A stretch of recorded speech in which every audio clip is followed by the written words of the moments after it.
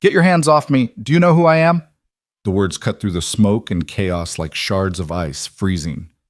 Marcus Thompson, where he knelt on the scorched pavement. His burned hands trembled not from pain, but from the cruel dismissal in the eyes of the woman he'd just dragged from death's embrace. The elegant CEO, whose face graced Fortune magazine covers, stared at him with disgust, seeing only a soot-covered janitor, not the man who'd risked everything to save her life. Welcome to a story about heroes hidden in plain sight, about the price of pride and the moment when true worth blazes brighter than any fire. Stay with me until the end and drop a comment about which city you're watching from. I'd love to know how far this story travels. The Grand Meridian Hotel stood like a crown jewel in downtown Chicago's skyline, its 42 floors of gleaming glass and steel reflecting the October sunset in shades of amber and gold. For 23 years, it had hosted presidents and celebrities, billion-dollar deals, and fairy tale weddings. Tonight, it would host something else entirely, a tragedy that would strip away facades and reveal the true nature of those caught in its grasp. Marcus Thompson pushed his maintenance cart through the marble lobby at 7:47 p.m., the wheels squeaking slightly on the polished floor. His reflection in the gleaming surfaces showed a man who had once stood taller, prouder, before life had worn down his edges like water over stone. The navy blue janitor's uniform hung loose on his frame, hiding the physique that had once carried wounded soldiers through Afghan mountain passes. His name tag read simply, Marcus, Maintenance, though it could have read so much more: Purple Heart recipient, Silver Star, father, widower, survivor.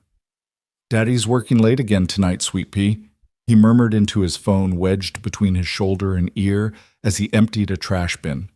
But Mrs. Chen next door is making your favorite dumplings. The ones with the little pleats on top? 7-year-old Emma's voice crackled through the cheap phone, bright with excitement despite the static. Those very ones.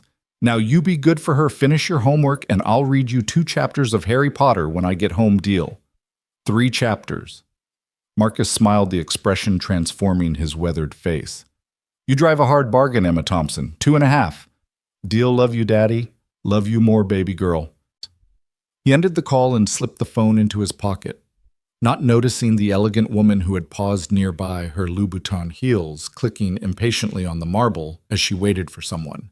Victoria Sterling, though Marcus didn't know her name yet, stood with the bearing of someone who had never waited for anything in her life. Her charcoal Armani suit was tailored to perfection, her platinum watch worth more than Marcus would make in 5 years.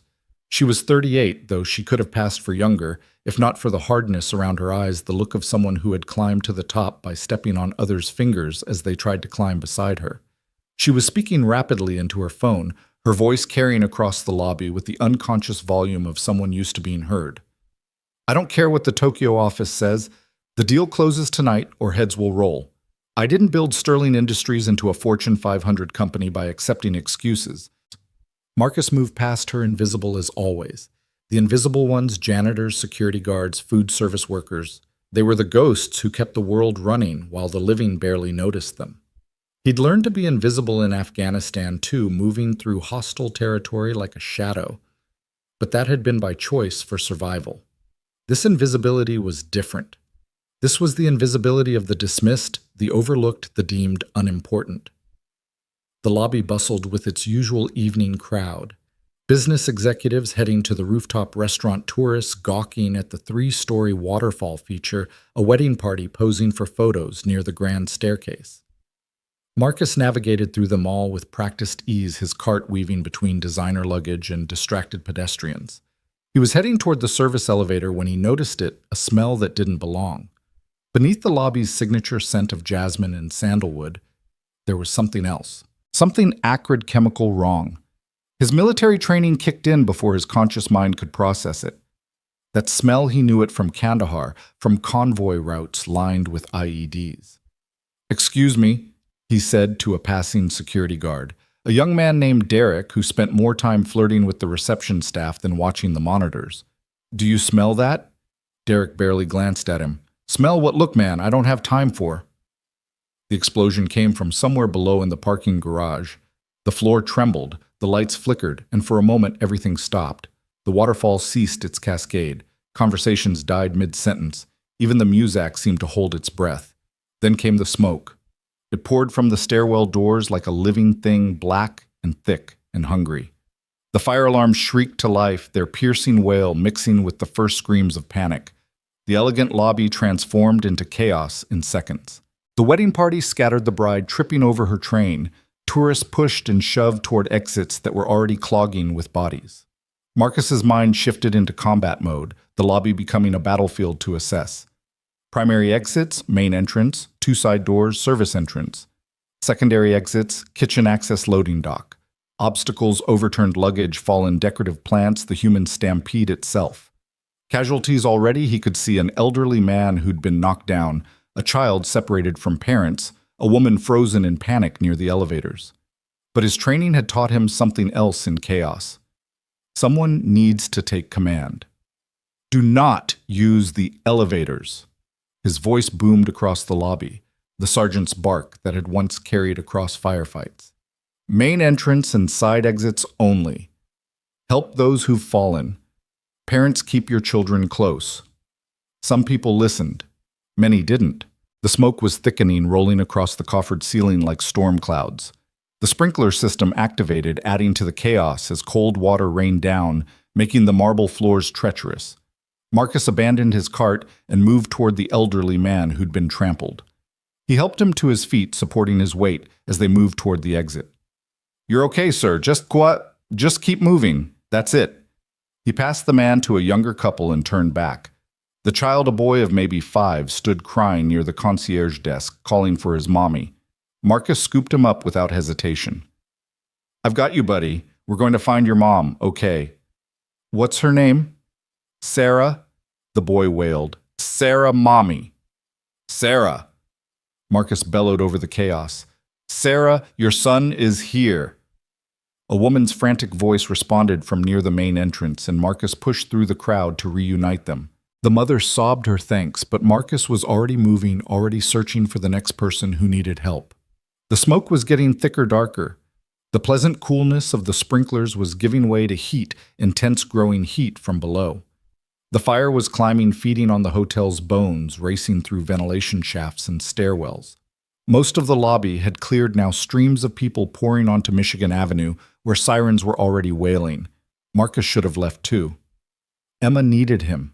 She needed her father to come home tonight to read her those chapters he'd promised to be there when she woke up tomorrow. But then he saw her. Victoria Sterling was on the ground near the grand staircase, partially hidden by the smoke. A massive decorative beam, part of the hotel's original 1920s architecture that had been preserved for aesthetic value, had fallen, pinning her legs. She was conscious, struggling frantically but futilely against the weight. Marcus didn't hesitate. He couldn't. It wasn't in his nature to leave someone behind, even someone he didn't know, even when every instinct screamed at him to get out. He rushed to her, dropping to his knees beside the beam. "Ma'am, stop struggling. You'll hurt yourself worse." His hands assessed the situation with practiced efficiency. The beam was heavy, maybe 300 pounds, but it had fallen at an angle, creating a small gap. She wasn't crushed, just trapped. Victoria's eyes were wide with terror, tears cutting tracks through the ash on her face. "Please," she gasped, and in that moment she wasn't a CEO or a millionaire or anyone special. She was just a human being afraid of dying. "I'm going to get you out," Marcus said, his voice calm despite the inferno growing around them. "When I lift you, pull yourself backward. Ready." He positioned himself, remembering the deadlift form that had kept him strong through deployment, through single fatherhood, through long nights of manual labor. The smoke burned his lungs. The heat was becoming unbearable. Somewhere above, something crashed, ceiling tiles falling, or maybe something worse. Marcus lifted. The beam rose inches, just enough. "Now move." Victoria dragged herself backward, gasping, sobbing. The moment she was clear, Marcus let the beam drop, his strength nearly spent. But they weren't safe yet. She was trying to stand, but her ankle was clearly injured, broken, or severely sprained. "I can't walk," she gasped. Without asking permission, Marcus scooped her into his arms. She was lighter than the combat packs he'd carried through the mountains, lighter than the wounded private he'd carried 2 miles to the medevac point while under fire. The main entrance was blocked now. Too much smoke, too much heat. But Marcus knew the building's layout like a catechumen knows prayers. The service entrance through the kitchen. It would still be clear. He ran, Victoria clutched against his chest, her arms wrapped around his neck. Through the dining room, where abandoned meals still sat on white tablecloths. Through the kitchen, where pots boiled over on abandoned stoves. The smoke was everywhere now, a living thing trying to crawl down their throats and into their lungs. The service door appeared through the haze like a miracle. Marcus kicked it open, and they tumbled out into the alley where the October air felt like Arctic wind against their burned faces. He carried her around to the front of the building where ambulances and fire trucks had created a maze of flashing lights. Gently, so gently, he laid her on the pavement where paramedics were already rushing forward. Victoria was coughing, gasping, but alive. Gloriously, miraculously alive. Marcus knelt beside her, his own body finally registering the damaged burns on his hands and arms, lungs that felt like they'd been scrubbed with steel wool exhaustion that went bone deep. But she was safe. That's what mattered. The paramedics were checking her vitals, placing an oxygen mask over her face when her eyes found his. And in that moment, as the smoke began to clear from her lungs and the terror began to fade, something else crept into her expression. The softness was gone, replaced by something Marcus had seen too many times before, the look of someone remembering their place in the world and his. She pushed the oxygen mask aside. "Get your hands off me," she said, her voice hoarse but clear. "Do you know who I am?" The words hit Marcus like shrapnel. He pulled back, his burned hands dropping to his sides. Around them, the scene seemed to freeze. Paramedics paused. Bystanders turned. Even the flames reflecting in the hotel windows seemed to hold their breath. "Ma'am," one of the paramedics said carefully, "this man just saved your life." Victoria's eyes swept over Marcus, taking in the janitor's uniform, the soot-covered face, the maintenance badge. Her lip curled slightly, just slightly, but enough. "I'm sure he was just doing his job," she said dismissively. "The hotel will compensate him appropriately. Now please, I need proper medical attention. Do you have any idea who you're treating?" "I'm Victoria Sterling." "Sterling Industries." "I could buy this entire block." She turned to one of the police officers who had approached. "Officer, make sure someone gets my belongings from the hotel safe and call my assistant. She'll handle the insurance claims. This is going to cost the hotel millions in damages." Not a word of thanks. Not a glance back at the man who'd risked everything to save her. Marcus remained on his knees on the wet pavement, watching as they loaded her onto a gurney, as she made demands about which hospital to be taken to, as she complained about the oxygen mask smudging her makeup. The crowd that had gathered began to murmur. Someone had been recording, of course, someone had been recording.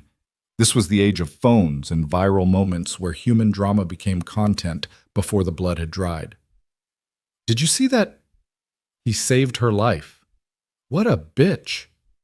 Is that really Victoria Sterling, the CEO?" Marcus stood slowly, his legs unsteady. A paramedic approached him, a young woman with kind eyes. "Sir, we need to check you out. Those burns." "I'm fine," Marcus said quietly. "Sir, please. You've got second-degree burns at minimum. Smoke inhalation. You need treatment." But Marcus was already walking away, moving through the crowd that parted before him like he was Moses, and they were the Red Sea. Behind him, the Grand Meridian continued to burn flames. Now visible through the upper floor windows, the fire department's streams of water fighting a losing battle against the inferno. He pulled out his phone, miraculously intact, in his pocket and checked the time. 8:43 p.m. If he hurried, he could still make it home for at least one chapter of Harry Potter. But first he stopped at the edge of the crowd and turned back. Victoria Sterling was being loaded into an ambulance, still giving orders, still oblivious to anything but her own importance. She would never know, never care to know, that the man she'd dismissed had a silver star in a box under his bed, that he'd lost his wife to cancer 2 years ago and was raising a little girl alone, that he worked 3 jobs to keep them afloat, that he'd run into a burning building to save her, not because it was his job, but because that's what he did. He saved people even when they didn't deserve it. A hand touched his shoulder. Marcus turned to find an older black woman in a paramedic's uniform, her face creased with years of seeing the best and worst of humanity. "I saw what you did," she said softly. "All of it. The old man, the child, her." She paused. "That was heroic." Marcus shrugged. "Just did what anyone would do." "No?" she said firmly. No, they wouldn't, and the way she treated you. She shook her head. Some people don't deserve heroes. Everyone deserves to live, Marcus replied simply. The woman studied him for a long moment. What's your name, Waka? Marcus Thompson. She pulled out a business card. I'm Denise Williams, Fire Department Paramedic Supervisor. That woman might not appreciate what you did, but plenty of others saw it. The old man you helped. That's Judge Patterson, retired from the Illinois Supreme Court. The mother whose child you found. She's a reporter for the Tribune. Sometimes good deeds don't go unnoticed, even when they go unthanked. Marcus took the card but said nothing. He was thinking of Emma, of the story he'd read to her tomorrow about heroes and villains and the choices that define us. As he walked away from the burning hotel, he didn't see the young man with the phone who had captured everything. The rescue, the dismissal, the quiet dignity of his departure. He didn't see the way Judge Patterson was already speaking to reporters, his aged voice carrying across the crowd. That man is a hero. I don't care what uniform he wears. Marcus Thompson disappeared into the Chicago night, just another invisible man in a city full of them. But invisible things have a way of becoming visible when light shines in the right direction. And tonight a fire had been lit that would illuminate more than just the Grand Meridian Hotel. The walk home took 40 minutes. Marcus could have taken the L, but he needed the air needed to let the October wind clean the smoke from his lungs and the bitter taste from his mouth. His hands throbbed. The adrenaline was wearing off, and the burns were making themselves known. Tomorrow, he'd have to figure out how to work with bandaged hands. Tonight, he just needed to get home to Emma. The apartment building in Bridgeport was a far cry from the Grand Meridian's marble and gilt. 5 stories of fading brick, a front door that required a shoulder check to open properly, stairs that creaked their age with every step. But it was home, and it was theirs, and the neighbors looked out for each other in a way that all the money in Victoria Sterling's bank accounts couldn't buy. Mrs. Chen opened her door before Marcus could knock her weathered face creasing with concern. Marcus, we saw the news, the hotel fire. Were you there? I'm okay, Mrs. Chen. How's Emma? Asleep on my couch, the little angel. She tried to wait up for you but couldn't make it past 8:30. She peered at his hands. Those need treatment. Tomorrow, Marcus said. Thank you for watching her. Always, dear boy, always. Marcus carried Emma to their apartment 2 doors down, her small body warm and trusting against his chest. She stirred slightly as he tucked her into bed, mumbling something about dragons and magic wands. He sat on the edge of her bed for a long moment, watching her breathe, remembering another night 2 years ago when he'd sat in the same spot wondering how he'd raise her alone. Caroline had been the strong one, the one with the college degree and the career plans. Marcus had been happy to work with his hands to support her dreams while she supported theirs. When the cancer took her, it had taken his compass too. But Emma was his North Star, now the fixed point around which everything else orbited. He kissed her forehead gently, then went to the bathroom to finally examine his hands. Second-degree burns, definitely. They'd blister by morning, make tomorrow's shift at the warehouse agony. But he'd worked through worse. You did what you had to do. His phone buzzed, a text from his supervisor at the hotel. Saw the news, you okay? Take tomorrow off if you need. Marcus almost laughed. Tomorrow off meant a day without pay, meant coming up short on rent, meant telling Emma they'd have to wait another month for those new school shoes she needed. Heroes couldn't afford days off. He was wrapping his hands in gauze from the medicine cabinet supplies left over from Caroline's treatments because even medical tape was too expensive to waste when his phone rang. Unknown number. Mr. Thompson, this is Channel 7 News. We have video of your heroic rescue at the Grand Meridian tonight. We'd like to interview you for the morning show. Marcus hung up. Then he turned off his phone. Tomorrow would bring what it brought. Tonight he just wanted to sit in his daughter's room and watch her sleep safe and whole and unaware that her father had been a hero and been treated like nothing in the span of the same heartbeat. But the world wouldn't let him rest. Not tonight. An hour later, the buzzer rang, then rang again, and again. Marcus finally answered, ready to tell whatever reporter had found his address to leave him alone. Mr. Thompson. The voice was older, dignified. This is Judge Patterson. You helped me tonight at the hotel. I'm downstairs with someone who needs to speak with you. It's important. Marcus almost ignored it. But Judge Patterson, he remembered the old man's frightened eyes, the way his thin hand had gripped Marcus's arm as he'd helped him to safety. 1 minute, Marcus said. He checked on Emma still sleeping, then headed downstairs. Judge Patterson stood in the dim lobby light, his suit still showing signs of the night's chaos. Beside him was a younger woman, early 30s maybe, with intelligent eyes behind wire-rimmed glasses. Mr. Thompson, this is Sarah Chen. No relation to your neighbor, I'm told. She's the mother whose boy you found tonight. Marcus recognized her now, though she'd been wild with panic then. Your son, okay. Thanks to you, yes. Her voice was thick with emotion. Mr. Thompson, I'm a senior reporter at the Tribune. What happened tonight, what you did, and how that woman treated you, it's already going viral. The video has 2 million views in the past hour. I didn't ask for... I know, she interrupted gently. But sometimes stories choose us. Judge Patterson has been telling me about your military service. Purple Heart, Silver Star. Marcus said nothing. Judge Patterson cleared his throat. Son, I spent 40 years in law seeing people at their best and worst. What I saw tonight, both your heroism and her cruelty, it matters.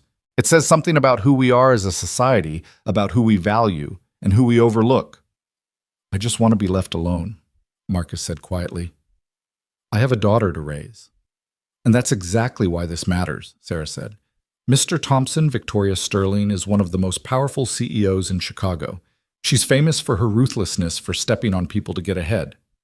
But she's never been caught on video showing her true colors like this. People need to see what Marcus interrupted. That rich people can be cruel, that janitors are invisible until someone needs saving. Everyone already knows that. No, Judge Patterson said firmly. They need to see that heroes come in all uniforms. That character isn't about what you wear or what you earn, but what you do when the building's on fire. Sarah pulled out her phone, showing Marcus the video. He watched himself lift the beam carry Victoria out, lay her gently on the ground. He watched her dismissal, heard the gasps from the crowd, saw himself walk away with quiet dignity. The comments below were already in the thousands, overwhelmingly supportive of him, condemning of her. This isn't about revenge, Sarah said. It's about truth. Will you let me tell your story? The real story, not just tonight, but who you are. Marcus thought of Emma, of the shoes she needed, of the college fund that existed only in his dreams, of the 3 jobs that barely kept them afloat. He thought of Victoria Sterling, who would wake up tomorrow in a private hospital room and never think twice about the man who'd saved her life. One condition, he said finally. You leave my daughter out of it. No pictures, no interviews, nothing. She's been through enough. Agreed, Sarah said immediately. Judge Patterson extended his hand. Mr. Thompson, I've met presidents and kings in my career. You, sir, are worth more than all of them combined. Marcus shook his hand, the burns making him wince. Tomorrow everything would change. But tonight he climbed the stairs back to his apartment, checked on Emma one more time, and finally collapsed into bed. Somewhere across the city, Victoria Sterling was being treated in a VIP suite at Northwestern Memorial Hospital, already on the phone with her lawyers about suing the hotel. She hadn't seen the video yet. She hadn't seen the comments calling her the worst person in Chicago or everything wrong with America. She hadn't yet felt the weight of public opinion turning against her like a tide. But she would. The Grand Meridian Hotel burned until dawn, finally collapsing in on itself like a dying giant. 17 people had been injured, but miraculously, no one had died. The investigation would later reveal faulty wiring in the parking garage, years of deferred maintenance to save money corners cut by owners who cared more about profit than safety. Marcus woke to Emma shaking his shoulder, her eyes wide with worry. Daddy, your hands! The bandages had soaked through with blood and fluid from the burns. Emma, 7 years old and already too experienced with medical emergencies from her mother's illness, ran to get fresh gauze. Does it hurt? She asked as she helped him rewrap them, her small fingers gentle and careful. A little sweet pea, but I'm okay. Mrs. Chen says you're a hero. She says you saved people from a fire. Marcus looked at his daughter. Caroline's eyes, his stubborn chin, a mix of both their hearts. I just helped some people who needed it. That's what heroes do, Daddy. From the mouths of babes, Marcus thought. He made Emma breakfast scrambled eggs and toast the bread a day old from the discount bakery, but she never complained and got her ready for school. The normalcy of the routine felt like armor against whatever was waiting outside their door. But normal was already gone. When they stepped outside, Mrs. Chen was there, along with several other neighbors. Someone started clapping, then another. Soon the entire hallway was applauding, and Emma pressed closer to her father's leg, confused and a little scared. "What's happening, Daddy?" "I don't know, baby." But he did know. The video had done its work while they slept. The city had woken up to the story of Marcus Thompson, the invisible hero, and Victoria Sterling, the ungrateful CEO. The narrative was irresistible in its clarity: good versus evil, humility versus arrogance, the server versus the served. At Emma's school, the principal was waiting. "Mr. Thompson, we've been getting calls all morning, news stations, newspapers. We've told them all that Emma is off limits, as you requested." "Thank you." "Mr. Thompson," the principal added softly, "what you did last night, we're proud to have Emma as our student. Heroes raise heroes." Marcus walked to work, the warehouse where he loaded trucks from noon to 8, because the hotel job was clearly over now. But when he arrived, there was a crowd outside. News vans, reporters, cameras. His supervisor, Tony, met him at the side entrance.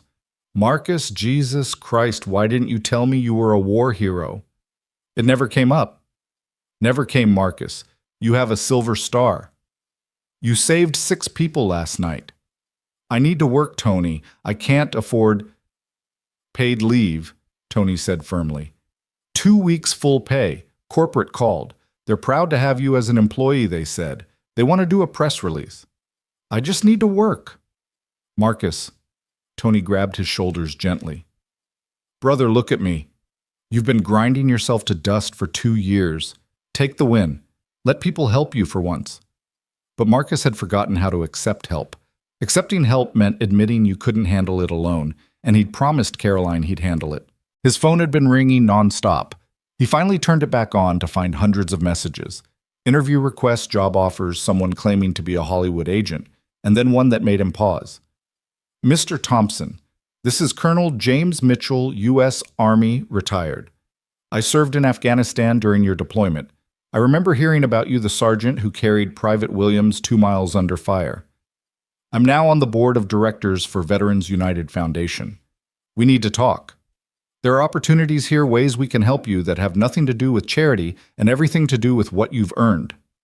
Marcus listened to the message twice. Colonel Mitchell. He remembered the name, remembered the man who'd pinned the silver star on his chest in a ceremony that felt like a lifetime ago. He was about to call back when another text came through, this one from Sarah Chen at the Tribune. "Victoria Sterling just held a press conference. You need to see this." Sarah had included a link. Marcus clicked it, standing in the warehouse break room while his coworkers pretended not to watch. Victoria Sterling stood behind a podium at Sterling Industries headquarters, her arm in a sling, a carefully placed bandage on her forehead. She was immaculate despite the injuries, every hair in place, makeup perfect. "Last night, I experienced a traumatic event." She began, her voice carrying just the right amount of vulnerability. "The fire at the Grand Meridian was terrifying, and in my shock and pain, I may have spoken without thinking. I want to be clear. I am grateful to everyone who helped during the evacuation, including the maintenance worker who assisted me." The maintenance worker, not Marcus Thompson, not the hero, the maintenance worker. She continued, "However, I want to address the video that's circulating. It's been edited to remove context. I was in severe pain, possibly concussed, certainly in shock. My words have been taken out of context and weaponized against me." This is what happens in our social media age. A moment of human weakness becomes a viral sensation. Marcus watched her play victim, watched her spin the narrative, and felt something he rarely felt anymore: anger. Not the hot anger of youth, but the cold, deep anger of someone who'd seen too much injustice to be surprised by it anymore. The reporters were asking questions now. "Ms. Sterling, have you reached out to thank Mr. Thompson personally?" "I've been focused on my recovery. I'm sure the hotel will handle any appropriate recognition for their employee." Their employee. Like he'd been on the clock. Like saving her had been just another item on his maintenance checklist. "Ms. Sterling, Were you aware that Mr. Thompson is a decorated veteran, that he has a Purple Heart and Silver Star? For the first time, Victoria's composure cracked slightly. No, I wasn't aware, but that doesn't change the fact that this video has been edited to create a false narrative. What's false about it? Another reporter called out. You did tell him to get his hands off you. You did ask if he knew who you were. Again, I was in shock. I'm not going to apologize for being human for having a moment of confusion after nearly dying. Marcus turned off the video. He'd heard enough. The warehouse break room fell silent as Marcus switched off his phone, his coworkers exchanging uncomfortable glances. Tony cleared his throat, searching for words that wouldn't sound hollow after what they'd just witnessed. Outside, the reporters were still gathering their voices, carrying through the thin walls like distant thunder promising a storm. That woman, Tony finally said, shaking his head. She's really going to play it that way. Marcus said nothing, just stared at his bandaged hands. The burns throbbed with each heartbeat, a rhythmic reminder of last night's choices. He thought about Victoria Sterling standing at that podium, transforming herself from perpetrator to victim with the same ease she probably transformed companies ruthlessly, efficiently, without conscience. Marcus, Tony continued, you don't have to take this. The truth is on video. Everyone sees what they want to see. Marcus interrupted quietly. She's got PR firms, lawyers, a whole machine to reshape reality. He gestured around the break room with its peeling paint and flickering fluorescent lights. I've got work to do. Not today, you don't. I meant what I said about the paid leave. Go home, brother. Figure out your next move. Marcus wanted to argue, but the exhaustion hit him suddenly completely like diving into deep water. He nodded, gathered his things, and headed for the side exit. But Tony caught his arm. There's something else. A woman called earlier, said she's from some veterans organization. Left her number, said it was urgent. He handed Marcus a piece of paper. Maybe call her back. You've been carrying this alone too long. The side alley was mercifully empty of reporters. Marcus walked quickly, keeping his head down, muscle memory from Afghanistan, where being noticed could mean death. But Chicago's dangers were different here. Being noticed meant becoming public property. Your pain transformed into content, your story no longer your own. His phone rang. Sarah Chen. Mr. Thompson, I know you just saw the press conference. I need to tell you something. My editor wants to run a full feature on you tomorrow, front page, but I won't do it without your permission. Why? Marcus asked, genuinely puzzled. You've got the story. The video speaks for itself. Because you're not a story to me. You're a person. A father. Someone who's been through enough. So I'm asking, do you want to tell your side? The real story. Marcus stopped walking, standing in the shadow of an overpass where the city noise became white static. What's the real story, Ms. Chen, that rich people treat poor people like dirt? That's not news. No, Sarah said softly. The real story is that you ran into that building when everyone else ran out. That you've been running into buildings your whole life in Afghanistan and Chicago, everywhere people needed saving. The real story is that you keep doing it even when the world keeps telling you you're invisible. I am invisible. Not anymore. That's what Victoria Sterling doesn't understand. She made you visible, and now Chicago wants to see who you really are. Marcus thought about Emma, about the apartment with its leaking faucets and drafty windows, about the 3 jobs that barely kept them afloat. Visibility meant scrutiny. It meant people digging into Caroline's death, into his struggles, into every failure and compromise that survival demanded. I need to think about it, he said. Fair enough. But Mr. Thompson, whatever you decide, you should know that Judge Patterson has started something. He's been calling every contact he has, telling them about you. And that colonel who called you James Mitchell, he's serious about helping. These aren't charity offers. These are people who recognize what you are. What am I? The real thing. In a city full of facades, you're the real thing. After Sarah hung up, Marcus stood in the underpass shadow for a long moment, watching the city flow past. Cars full of people rushing to important meetings, making important deals, living important lives. None of them knowing that last night a janitor had decided they were all worth saving. He called the number Tony had given him. A woman answered on the first ring. Veterans United Foundation, this is Director Patricia Reeves. This is Marcus Thompson. You called my work Mr. Thompson. Her voice brightened with genuine warmth. Thank God, Colonel Mitchell asked me to reach out immediately. We've seen the video, of course, but more importantly, we've pulled your service record. Sergeant Thompson, what you did in Afghanistan, what you did last night, this is who you are. Ma'am, I appreciate. Please let me finish. We have a program privately funded specifically for veterans like you.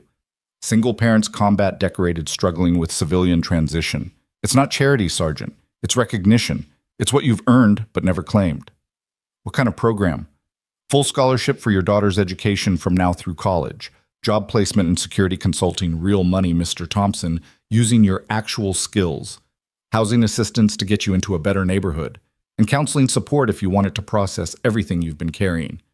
Marcus felt his knees weaken. He leaned against the concrete pillar, the cold seeping through his shirt. Why now? Because Colonel Mitchell saw the video and recognized something we've known for years: we're failing our best people. You shouldn't be working 3 jobs. Your daughter shouldn't be wondering if there's enough money for new shoes. You gave everything for this country, and then you came home and kept giving. It's time someone gave back. I don't take charity. It's not charity, Sergeant. It's overdue compensation. You have a silver star, a purple heart, 3 bronze stars, and a service record that reads like an action movie, yet you're mopping floors and loading trucks. That's not right, and we both know it. Marcus closed his eyes, seeing Emma's face that morning, the worry in her eyes as she wrapped his burned hands. What's the catch? No catch. But there is one thing: Colonel Mitchell wants to meet with you today. He's in Chicago at the Drake Hotel. Can you make it by noon? Marcus checked his phone. 10:47 a.m. I'll be there. He was about to hang up when Patricia added, Sergeant Thompson. My son served in Afghanistan, 3rd Battalion. He came home because of men like you, men who didn't leave anyone behind. This isn't charity. This is gratitude. The walk to the Drake Hotel took 30 minutes, each step taking Marcus further from his world and closer to the one Victoria Sterling inhabited. The buildings grew taller, the cars more expensive, the very air seeming to thin as if poor people weren't meant to breathe it. The Drake's doorman looked at Marcus's appearance, the worn jacket, the bandaged hands, the shadow of soot still clinging to his skin despite his morning shower, and almost stepped forward to redirect him. But something in Marcus's bearing, the way he moved with purpose despite his exhaustion, made the doorman simply open the door. The lobby was everything the Grand Meridians had been before the fire marble and gold crystal chandeliers, the soft murmur of wealth conducting its business. Marcus felt the familiar invisibility trying to settle over him, but he pushed it away. He wasn't here to clean. He was here by invitation. Sergeant Thompson. Marcus turned to find a man in his 60s, silver-haired ramrod, straight. The posture never left, no matter how long you'd been out. Colonel James Mitchell, retired, looked exactly as Marcus remembered from that ceremony years ago. Colonel. They shook hands. Mitchell's grip firm but careful of the bandages. Let's go somewhere we can talk. They sat in the hotel's oak-paneled bar, empty at this hour, except for a bartender polishing glasses. Mitchell ordered coffee for both of them, then studied Marcus with eyes that had seen too much to be fooled by surfaces. You know, I've been watching your story unfold since last night, Mitchell began. The video's at 10 million views now. Victoria Sterling's press conference backfired spectacularly. The internet has turned her into a meme. Do you know who I am? Is trending. I don't care about the internet, sir. No, I don't suppose you do, but you should care about this she's mobilizing. Her lawyers are already sending cease and desist letters to people sharing the video. Her PR firm is working overtime to flip the narrative. She's going to try to destroy you, Sergeant. Why? She got what she wanted. She's alive. Mitchell laughed, but there was no humor in it. You really don't understand people like her, do you? You wounded her in the only place she can feel it, her image. Her carefully constructed image as a self-made success story, a powerful woman who earned everything she has. Last night, for one moment, the mask slipped. Everyone saw who she really is. And worse, they saw it in contrast to who you are. I'm nobody special. Bullshit. The word cracked like a rifle shot. You carried Private Williams 2 miles under fire. You went back for Lieutenant Morrison when the convoy was ambushed. You saved 6 people last night, including the woman now trying to destroy you. You're raising a daughter alone after losing your wife. You work 3 jobs without complaint. You're everything people claim to admire but actually fear. Fear? You make them look bad by comparison. Your existence is an indictment of their excuses. Mitchell pulled out a tablet showing Marcus a series of articles. Look at this.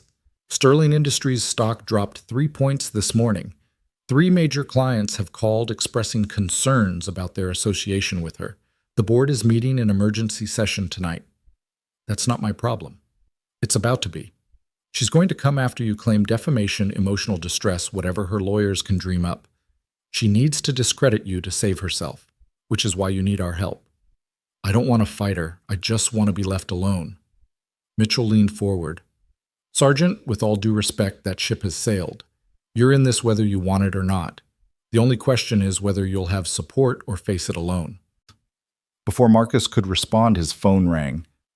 Emma's school. Mr. Thompson. This is Principal Davies. There's no emergency. Emma's fine, but we have a situation. There are reporters at the school trying to get pictures of Emma. We've locked down, but you might want to come pick her up. Marcus stood so fast his chair scraped against the floor. I'll be right there. Mitchell stood too. I'll drive you. You don't have to. Sergeant, you're not alone anymore. Whether you accept our help or not, starting right now, you're not alone. My car's outside. The ride to Emma's school was silent except for Mitchell's periodic phone calls mobilizing resources Marcus didn't know existed. By the time they arrived, there were 2 security guards flanking the school entrance, and the reporters had been moved across the street. Principal Davies met them at the door. Mr. Thompson, I'm so sorry. We've never had anything like this happen. Where's Emma? In my office. She's scared, doesn't understand why people want to take her picture. Marcus found his daughter sitting in the principal's big chair, her legs swinging, not quite reaching the ground. When she saw him, she launched herself into his arms. Daddy! There are people with cameras. Mrs. Davies won't let me go to recess. It's okay, Sweet Pea. We're going home. But I have art class after lunch. We're painting butterflies. Marcus's heart broke a little. 7 years old, and her biggest concern was missing art class. He wanted to preserve that innocence, that normalcy, but the world seemed determined to strip it away. We'll paint butterflies at home. Okay, better butterflies. As they prepared to leave, Mitchell made a call. Within minutes, a plan was in place. Security would escort them out the back, a car would take them home, and guards would watch their building. All of it arranged with military efficiency, the machinery of privilege working for them instead of against them for once. In the car, Emma pressed against Marcus's side, unusually quiet. Finally, she asked, Daddy, are we in trouble? No, baby, we're not in trouble. Then why is everyone acting weird? Marcus struggled for an answer that would make sense to a 7-year-old. You know how sometimes in your books someone does something good and everyone wants to know about it? Like when Harry saved everyone from the basilisk. Exactly like that. Last night, Daddy helped some people, and now everyone wants to know about it. But Harry didn't like being famous. It made everything harder. Out of the mouths of babes, Marcus thought again. You're right, it does make things harder, but we'll figure it out okay. Emma nodded, then asked the question Marcus had been dreading. The lady on Mrs. Chen's TV said you saved someone who wasn't nice to you. Why would you save someone mean? Mitchell, sitting in the front seat, turned slightly to hear the answer. Marcus chose his words carefully. Because, Sweet Pea, what someone does doesn't change what we should do. We do the right thing because it's right, not because of who we're doing it for. Even if they're mean. Especially if they're mean. That's when doing right matters most. Emma considered this with the seriousness only children could bring to moral questions. That's hard. Yeah, baby, it's hard. They were 3 blocks from home when Mitchell's phone rang. He listened, his face darkening, then handed the phone to Marcus. You need to hear this. It was Patricia Reeves from the Veterans Foundation. Sergeant Thompson, I just got a call from Sterling Industries' legal department. They're threatening to sue us if we provide you with any assistance. They claim it would be interfering with pending litigation. What litigation? She's filing charges against you. Assault, emotional distress, and this is creative theft of services for leaving your job post during the emergency. Marcus felt the world tilt. Assault. I saved her life. She's claiming you touched her without consent, causing additional injuries. It's complete bullshit, pardon my language, but she's got a legal team that could drain you dry just fighting it. Marcus looked at Emma, still pressed against his side, drawing patterns on the foggy window with her finger. Everything he'd built, as fragile as it was about to come crashing down. What do I do? Fight, Patricia said simply. We've got lawyers too, and more importantly, you've got the truth. But Marcus had learned long ago that truth was just another weapon, and usually the person with the most lawyers determined how it was aimed. When they reached the apartment building, Mrs. Chen was waiting in the hallway with several other neighbors. The old woman's face was fierce with protective anger. That woman on the news, she spat, saying you hurt her. We all saw the video. The whole world saw. It's okay, Mrs. Chen. No, it's not okay. She pulled out her phone, showing him something. Look what my granddaughter found. It was a social media page, #Team Marcus, with hundreds of thousands of members already. People sharing the video, sharing their own stories of being dismissed, disrespected, made invisible by people with power. Veterans posting about their struggles. Single parents talking about working multiple jobs. Janitors, security guards, food service workers. All the invisible people suddenly visible rallying around Marcus's story. You're not alone, Mrs. Chen said firmly. That woman, she thinks money makes her powerful. This? She shook the phone. This is power. People power. Mitchell stepped forward. She's right, Sergeant. I've been monitoring the situation. Sterling Industries phones are reportedly down from the volume of calls. Their social media is being bombarded. 3 board members have already called for an emergency meeting about Victoria's leadership. I didn't want this, Marcus said quietly. Any of this. No, Mitchell agreed. You just wanted to save lives. But sometimes, Sergeant, saving one life starts something bigger. Sometimes one act of heroism exposes a system that needs changing. They made it into the apartment, Emma immediately running to her room to get her art supplies, determined to paint those butterflies she'd missed at school. Marcus slumped on the couch, the weight of the last 24 hours crushing down on him. Mitchell sat across from him. Talk to me, soldier. I can't afford lawyers. I can barely afford rent. If she sues me, she won't get the chance. Mitchell pulled out his phone, showing Marcus a message. That's from General Patricia Hoffman, retired. She's now a senior partner at one of Chicago's biggest law firms. She's offering to represent you pro bono. That's from Senator James Wright, Veterans Affairs Committee. He wants to hold hearings on the treatment of veterans in the civilian workforce. That's from... Stop. Marcus held up his bandaged hand. Please, I need to think. Mitchell studied him for a long moment. You know what your problem is, Sergeant. You've forgotten that accepting help isn't weakness. It's what units do they support each other. You've been running solo ops for too long. I had Caroline. We were a unit. And she's gone. I'm sorry for that, sorrier than you know, but you're not honoring her memory by grinding yourself into dust. You think she'd want this for you. For Emma. Marcus didn't answer because the truth hurt too much. Caroline would have been furious at his pride at his stubborn refusal to accept help. She'd always said his need to save everyone but himself would be his downfall. Emma emerged from her room with paper and watercolors, setting up at the kitchen table with serious concentration. Marcus watched her work her tongue, poking out slightly as she focused Caroline's expression exactly. Daddy, what color are butterfly wings? Whatever color you want them to be, sweet pea. Can they be all the colors? Every single one. As Emma painted, Mitchell made calls, arranging things with quiet efficiency. Legal representation, security media strategy, building a defensive position around Marcus and Emma, like he was establishing a fire base in hostile territory. Sarah Chen called. Mr. Thompson, I'm sorry to bother you, but something's happened. Victoria Sterling has given an exclusive interview to CNN. It airs in an hour.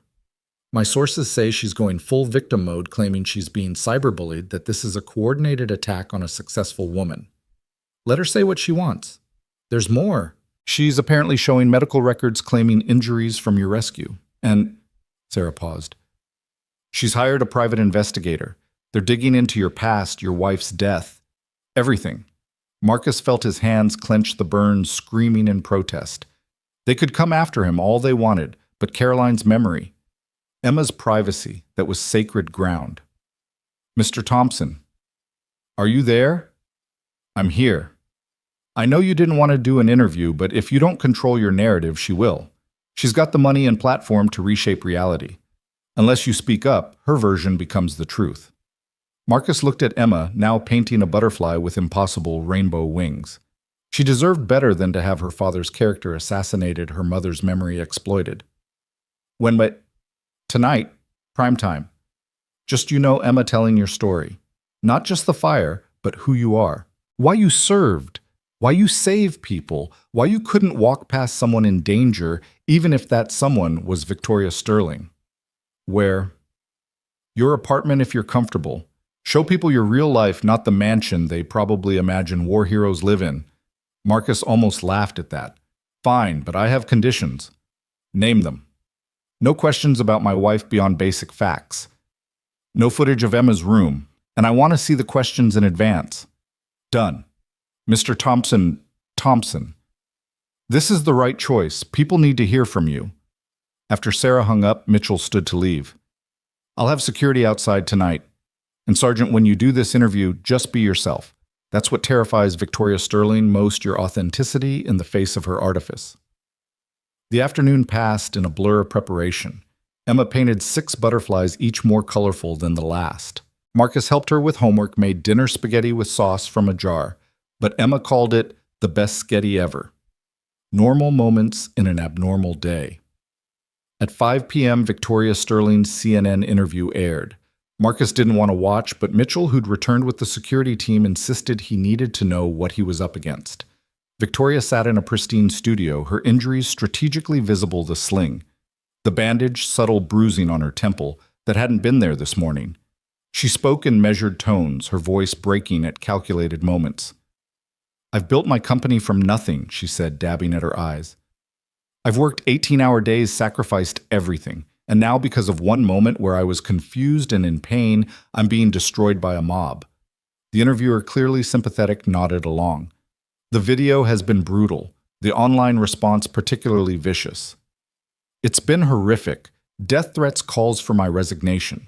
All because I didn't react perfectly in a moment of trauma. And the man in the video, he's being treated like a saint, but nobody asks why he waited so long to help me. Nobody asks if he could have prevented my injuries with faster action.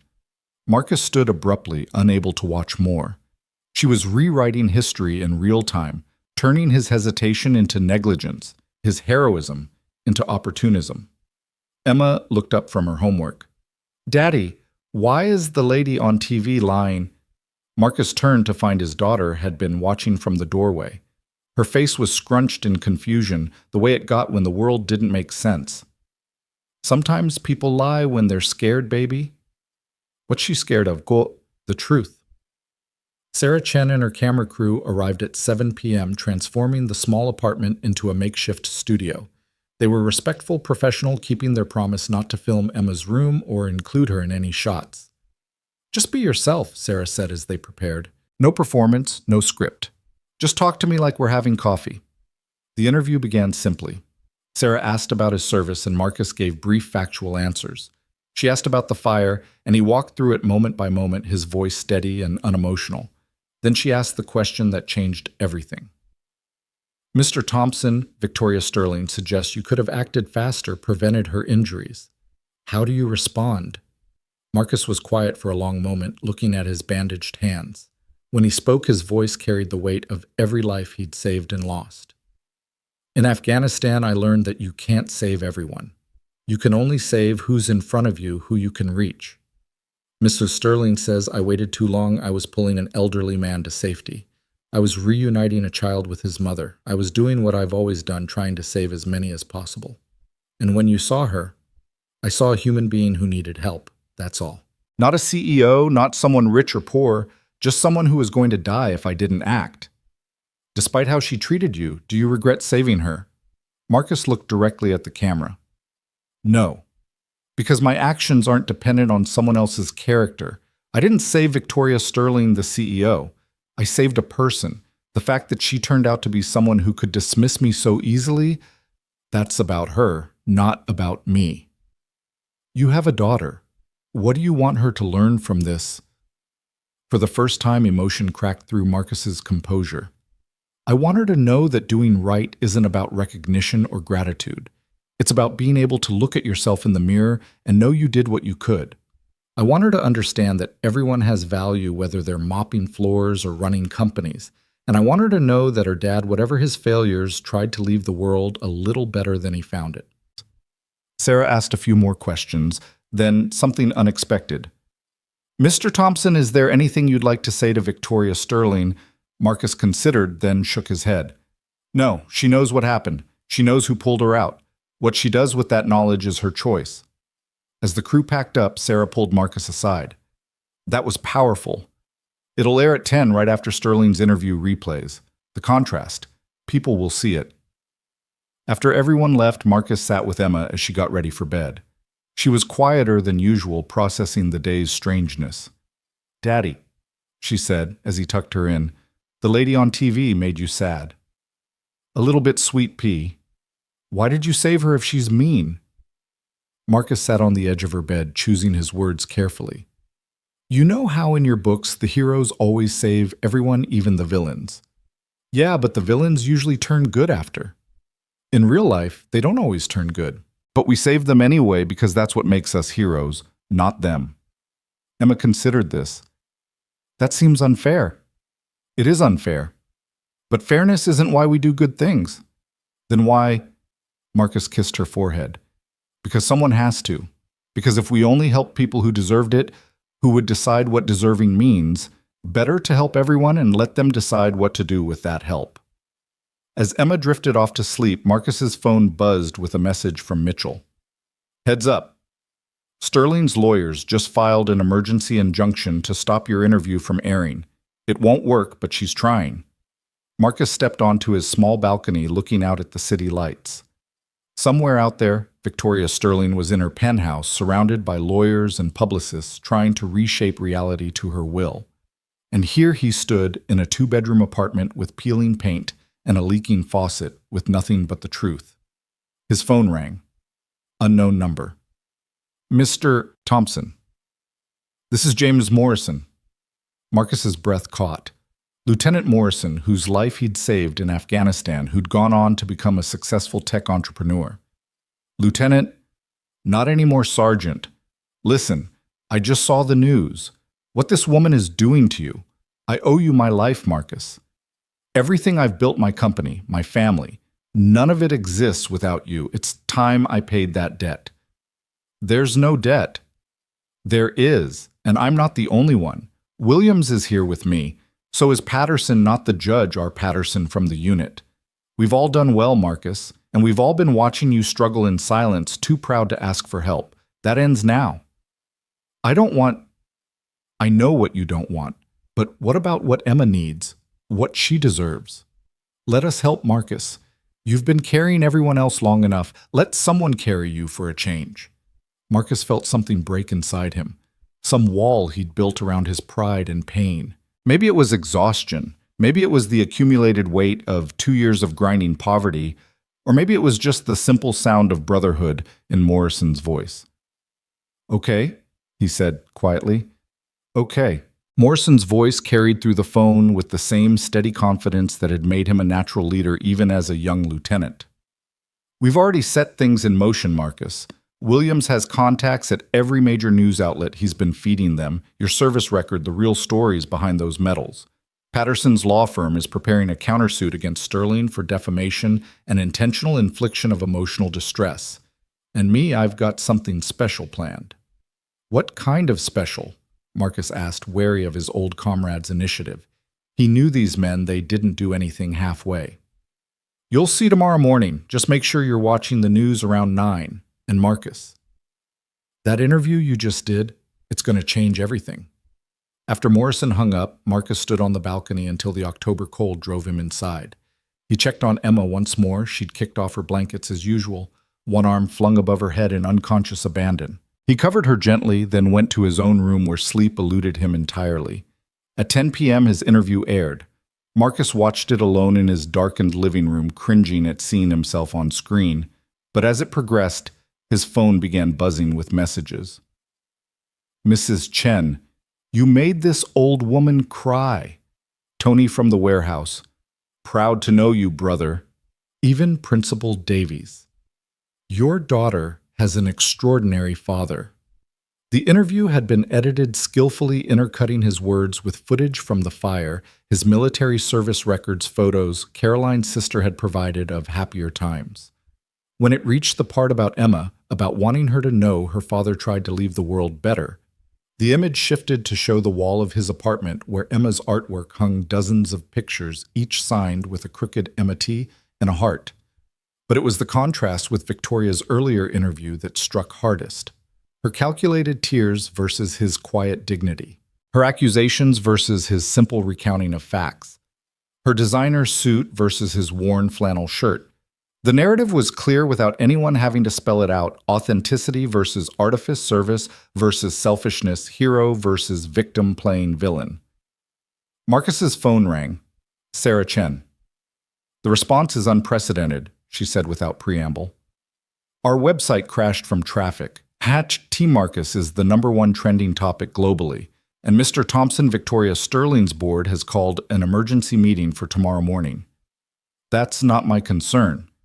It should be. My sources inside Sterling Industries say several board members were appalled by her CNN interview. They think she's damaging the brand. There's talk of a vote of no confidence.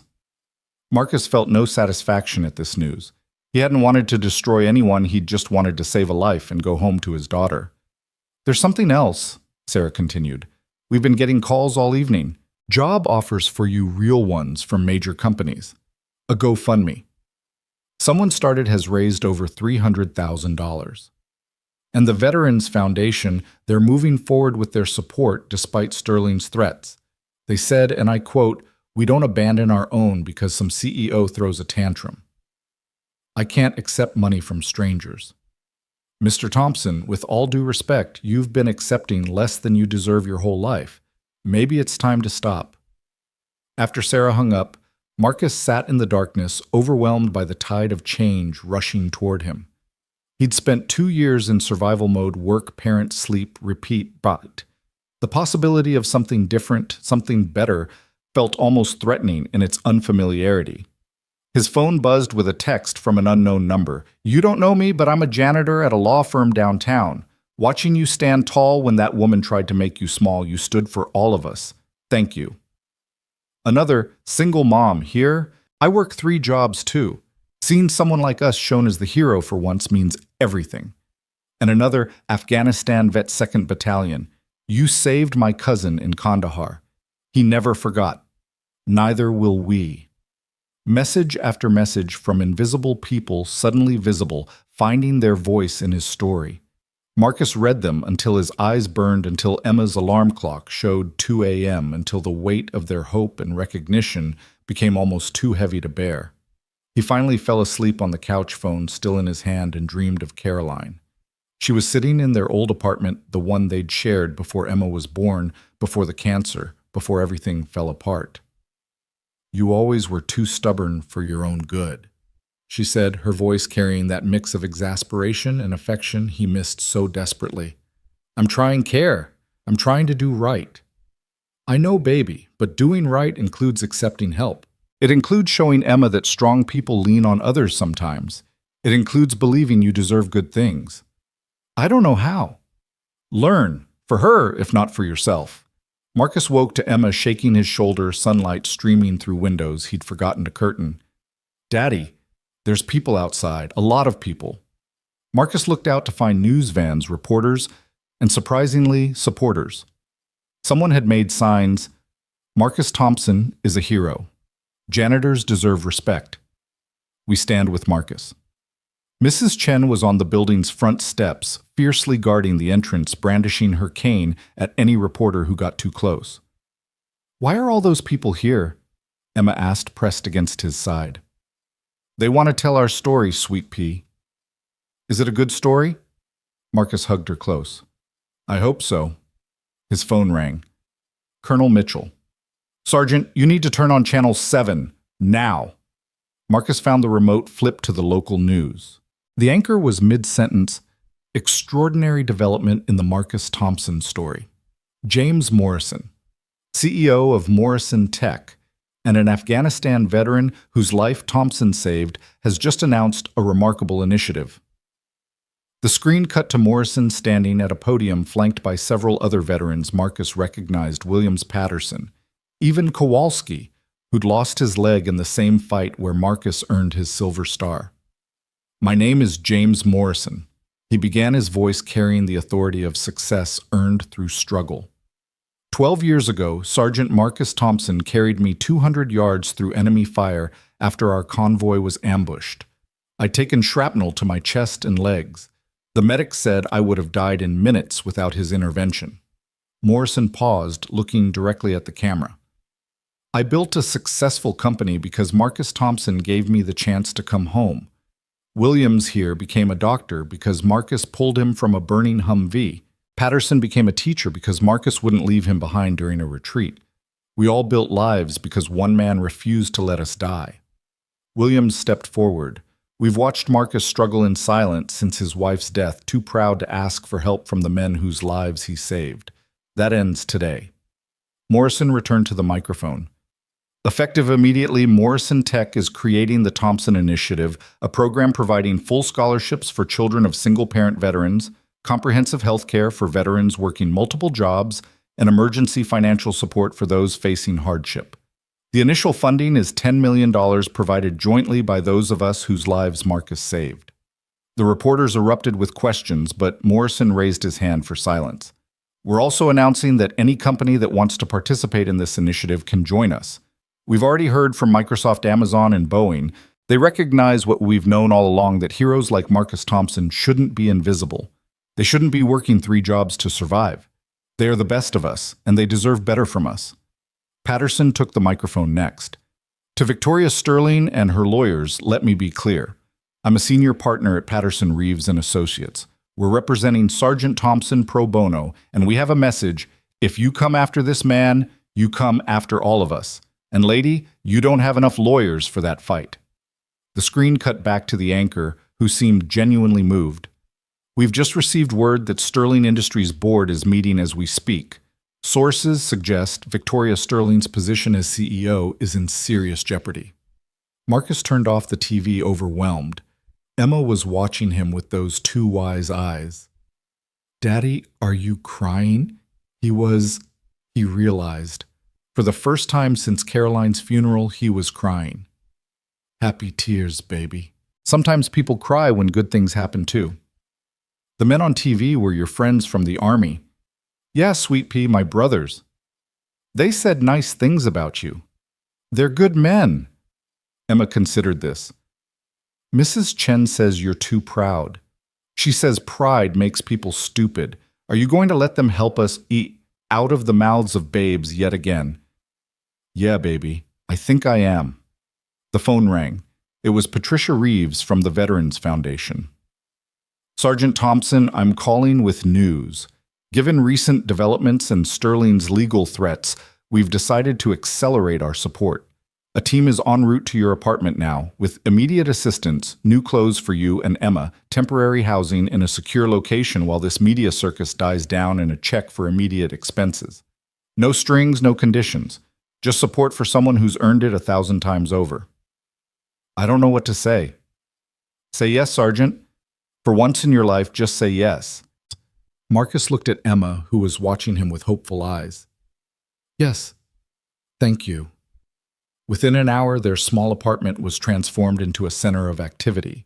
Patricia Reeves arrived personally, a force of nature in her 60s, with silver hair and eyes that had seen enough to be surprised by nothing.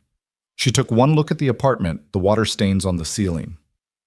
Emma's drawings covering the cracks in the walls, the furniture held together with duct tape and hope, and her jaw tightened. "This ends today," she said quietly to Marcus. "Whatever happens with Sterling, with the media, with everything else, you and Emma living like this ends today." A team of assistants began packing their belongings with military efficiency. Emma watched wide-eyed as her clothes went into new suitcases instead of garbage bags, her toys into proper boxes instead of broken baskets. "Where are we going?" she asked Patricia. Somewhere safe and comfortable while we sort out your new permanent home, Patricia replied, kneeling to Emma's level. Would you like your own room, one where you can paint on an easel instead of the kitchen table? Emma's eyes went wide. Really? Really? Your daddy's friends want to make sure you have everything you need.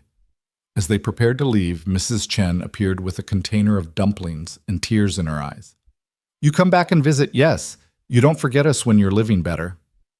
We won't forget. Marcus promised, hugging the old woman who'd been more family than neighbor.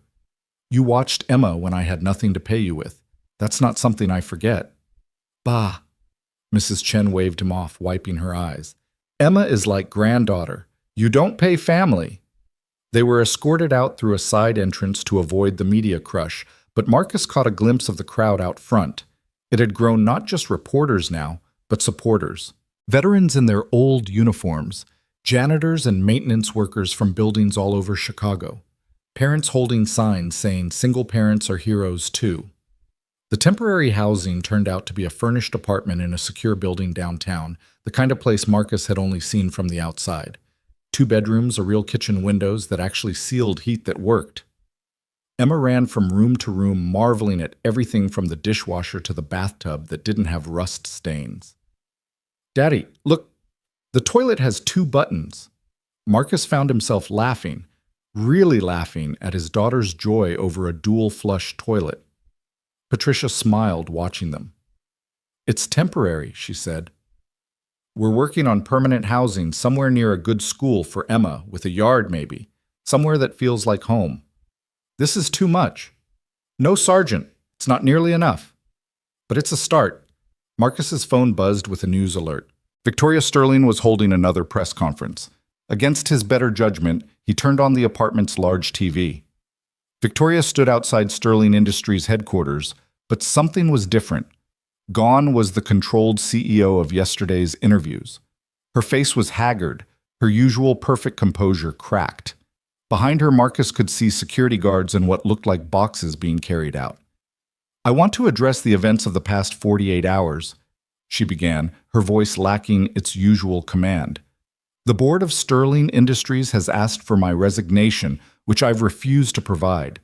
This is a witch hunt, a mob mentality destroying a woman who built an empire from nothing. A reporter called out, Miss Sterling, what about the video? What about how you treated Marcus Thompson?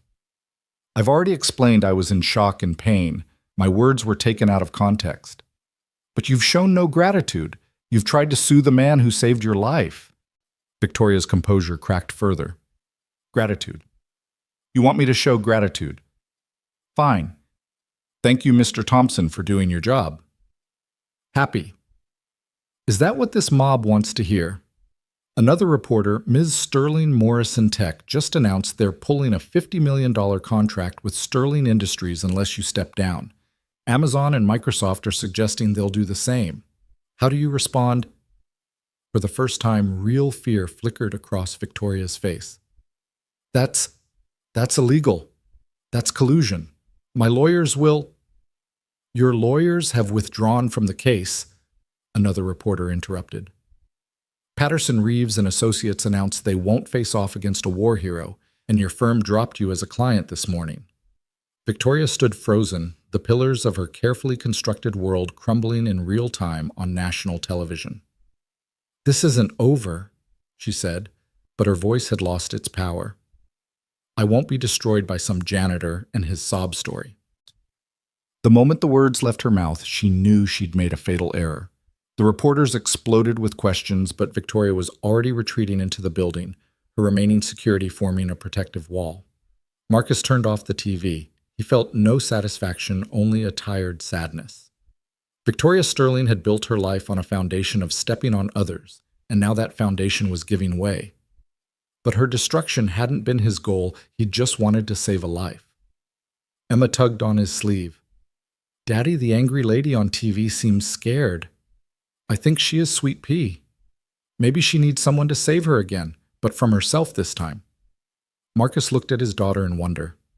7 years old, and she understood something that most adults missed, that the real rescue Victoria Sterling needed wasn't from a fire, but from the prison of her own making. Patricia's phone rang. She listened, her eyes widening, then handed it to Marcus. You need to take this. It's the mayor. Mr. Thompson. This is Mayor Rodriguez. I'm calling to personally thank you for your heroism the other night. The city of Chicago owes you a debt. I didn't do anything special, sir. That's where you're wrong. You showed us who we should be, people who run toward danger to help others, regardless of who those others are. I'm calling to inform you that the City Council has unanimously voted to award you the Citizens Medal of Honor. The ceremony is tomorrow if you're willing. Marcus looked at Emma, who was listening with rapt attention. I'd be honored, sir. Good. And Mr. Thompson, bring your daughter. The city needs to see that heroes raise heroes. After the mayor hung up, the afternoon became a whirlwind of preparation. Patricia's team brought clothes for Marcus and Emma, not fancy but clean, new, properly fitting. Emma got a dress with butterflies on it that made her spin in circles just to watch the skirt flare. That evening, as Marcus tucked Emma into bed in their temporary new home, she asked, Daddy, is our life changing? Yeah, baby, I think it is. Good change or bad change? Good, I hope. Will you still be you? Marcus kissed her forehead. Always sweet pea. Money meddles, none of that changes who we are inside. Good, because I like who you are inside. As Emma drifted off to sleep, Marcus's phone rang. Unknown number. He almost didn't answer, exhausted by the day's events, but something made him pick up. Mr. Thompson? The voice was different, smaller, uncertain. This is Victoria Sterling. Marcus said nothing, waiting. I wanted... She paused, and he could hear her struggling. My board has given me 24 hours to resign or be terminated with cause. My lawyers have abandoned me. 3 major clients have already pulled their contracts. I've lost everything. Ms. Sterling, I know you have no reason to listen to me. I know what I did was unforgivable, but I need you to understand something. Her voice cracked. I've been fighting my whole life, fighting to be taken seriously, to be seen as more than just a woman in a man's world. I built walls, became hard, forgot that success doesn't require cruelty. Why are you telling me this? Because in that fire, when I thought I was going to die, do you know what I thought about? Not my company, not my money. I thought about how I had no one who would mourn me beyond what I could do for them. And then you appeared, someone who didn't know me, didn't need anything from me, and you saved me anyway. It's what anyone would have done. No, she said firmly. No, it's not. I wouldn't have. That's what terrifies me. I wouldn't have saved someone like me. Marcus was quiet for a long moment. Miss Sterling, what do you want? I don't know. Forgiveness, understanding, a chance to apologize properly. She laughed bitterly. I called to destroy you because you represented everything I'd convinced myself didn't matter. Kindness, selflessness, genuine human decency. Your existence challenged every choice I'd made to get where I am. And where are you now? Alone in a penthouse that feels like a mausoleum, watching everything I built disappear because I showed the world who I really am. She paused. Mr. Thompson, I'm sorry. Not the strategic apology my lawyers would have written, but genuinely sorry. You saved my life, and I repaid you with cruelty. Your daughter is lucky to have a father who shows her that strength and kindness aren't opposites. Thank you for saying that. The interview tomorrow, the ceremony. You deserve it. All of it. Everything good coming your way, you've earned it. Ms. Sterling. Victoria. I think after everything you can call me Victoria. Victoria, what are you going to do now? She was quiet for so long, Marcus thought she'd hung up. Then, I don't know. For the first time in my life, I honestly don't know. Maybe that's not a bad thing. Maybe it's time I learned what you already know, that there's more to life than winning. After she hung up, Marcus stood in the darkness of the unfamiliar apartment processing the conversation. Victoria Sterling had climbed so high she'd forgotten what the ground looked like, and now she was falling.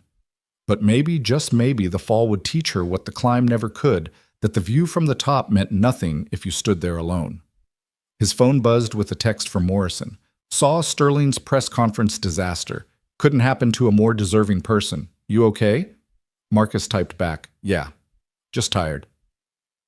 Rest up, Sergeant. Tomorrow, Chicago celebrates its real heroes, and you're first in line. Marcus checked on Emma one more time, still asleep, one arm wrapped around the stuffed bear Caroline had given her years ago. He thought about the journey that had brought them here, from that burning hotel to this moment of possibility. He thought about Victoria Sterling alone in her penthouse, finally facing the cost of her choices.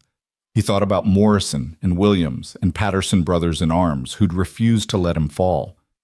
Tomorrow there would be ceremonies and speeches, medals, and recognition.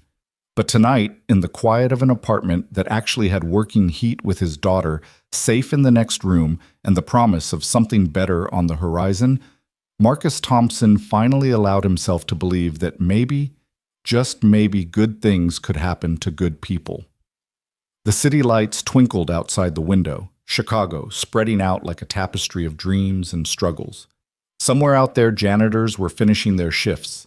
Single parents were tucking in their children. Veterans were fighting battles no one could see. They were all invisible until someone chose to see them. Marcus had been seen. And in being seen, he'd made others visible too. It wasn't the legacy he'd planned, but maybe it was the one the world needed: proof that heroes don't always wear capes or designer suits. Sometimes they wear janitor's uniforms and carry mops instead of swords. Tomorrow would bring what it would bring. But tonight, for the first time in 2 years, Marcus Thompson fell asleep without worry, without the weight of tomorrow's survival pressing on his chest. He dreamed of Caroline again, but this time she was smiling. "You did good, baby," she said. "You did real good." And for once, Marcus believed her.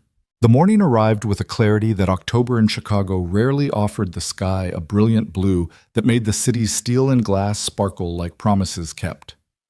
Marcus woke to find Emma, already dressed in her butterfly dress, sitting at the kitchen table of their temporary apartment, carefully drawing something with the new colored pencils Patricia's team had provided. "What are you working on, sweet pea?" Emma looked up with serious eyes. "A thank you card for all the people helping us. Mrs. Chen taught me that gratitude should be shown, not just felt." Marcus looked at the card, a crayon drawing of figures holding hands, surrounding two smaller figures in the center. Above it, in Emma's careful printing, "Thank you for seeing my daddy." The simplicity of it broke something open in Marcus's chest. His 7-year-old daughter understood what this was really about: not heroism, not viral videos, but the simple act of being seen, valued, recognized as human. Patricia Reeves arrived at 8 sharp with a small team preparing them for the ceremony. She took one look at Marcus's face and seemed to understand his emotional state. "It's overwhelming," she said simply. "Going from invisible to visible overnight, but you're handling it with grace." "I don't feel graceful. I feel like I'm drowning in kindness." After nearly drowning in struggle, maybe that's not the worst problem to have. As they prepared to leave, Marcus's phone rang. It was Tony from the warehouse. "Marcus, brother, you're not going to believe this. Some businessman just walked in here, said he owns the company that owns our company. He took one look at how we operate, asked about you, then announced he's implementing something called the Thompson Protocol. Full benefits for all part-time workers, childcare assistants, and get this, a program where veterans get priority hiring and advancement opportunities." "Tony, that's your doing, brother. You being you, showing the world what we're worth. The ripples, man. You threw a stone in the pond, and the ripples are spreading everywhere." After Tony hung up, Patricia smiled. "That's the 4th company this morning to announce similar initiatives. Sterling Industries' stock price has dropped 12%, while every company associated with supporting you has seen increases. The market is speaking." They traveled to City Hall in a convoy of black SUVs, Emma pressed against the window, watching the city pass by. As they got closer, the crowds grew thicker, people lining the streets holding signs, waving American flags. Veterans in uniform, janitors in their work clothes, single parents with children on their shoulders. "Daddy, are all these people here for you? For us, baby, for everyone who's been invisible." At City Hall, Mayor Rodriguez met them personally, his handshake firm and his eyes direct. "Mr. Thompson, I want you to know this isn't just ceremony. The City Council has also approved a resolution, the Marcus Thompson Act, requiring all city contractors to provide living wages and benefits to all employees, including subcontracted maintenance staff."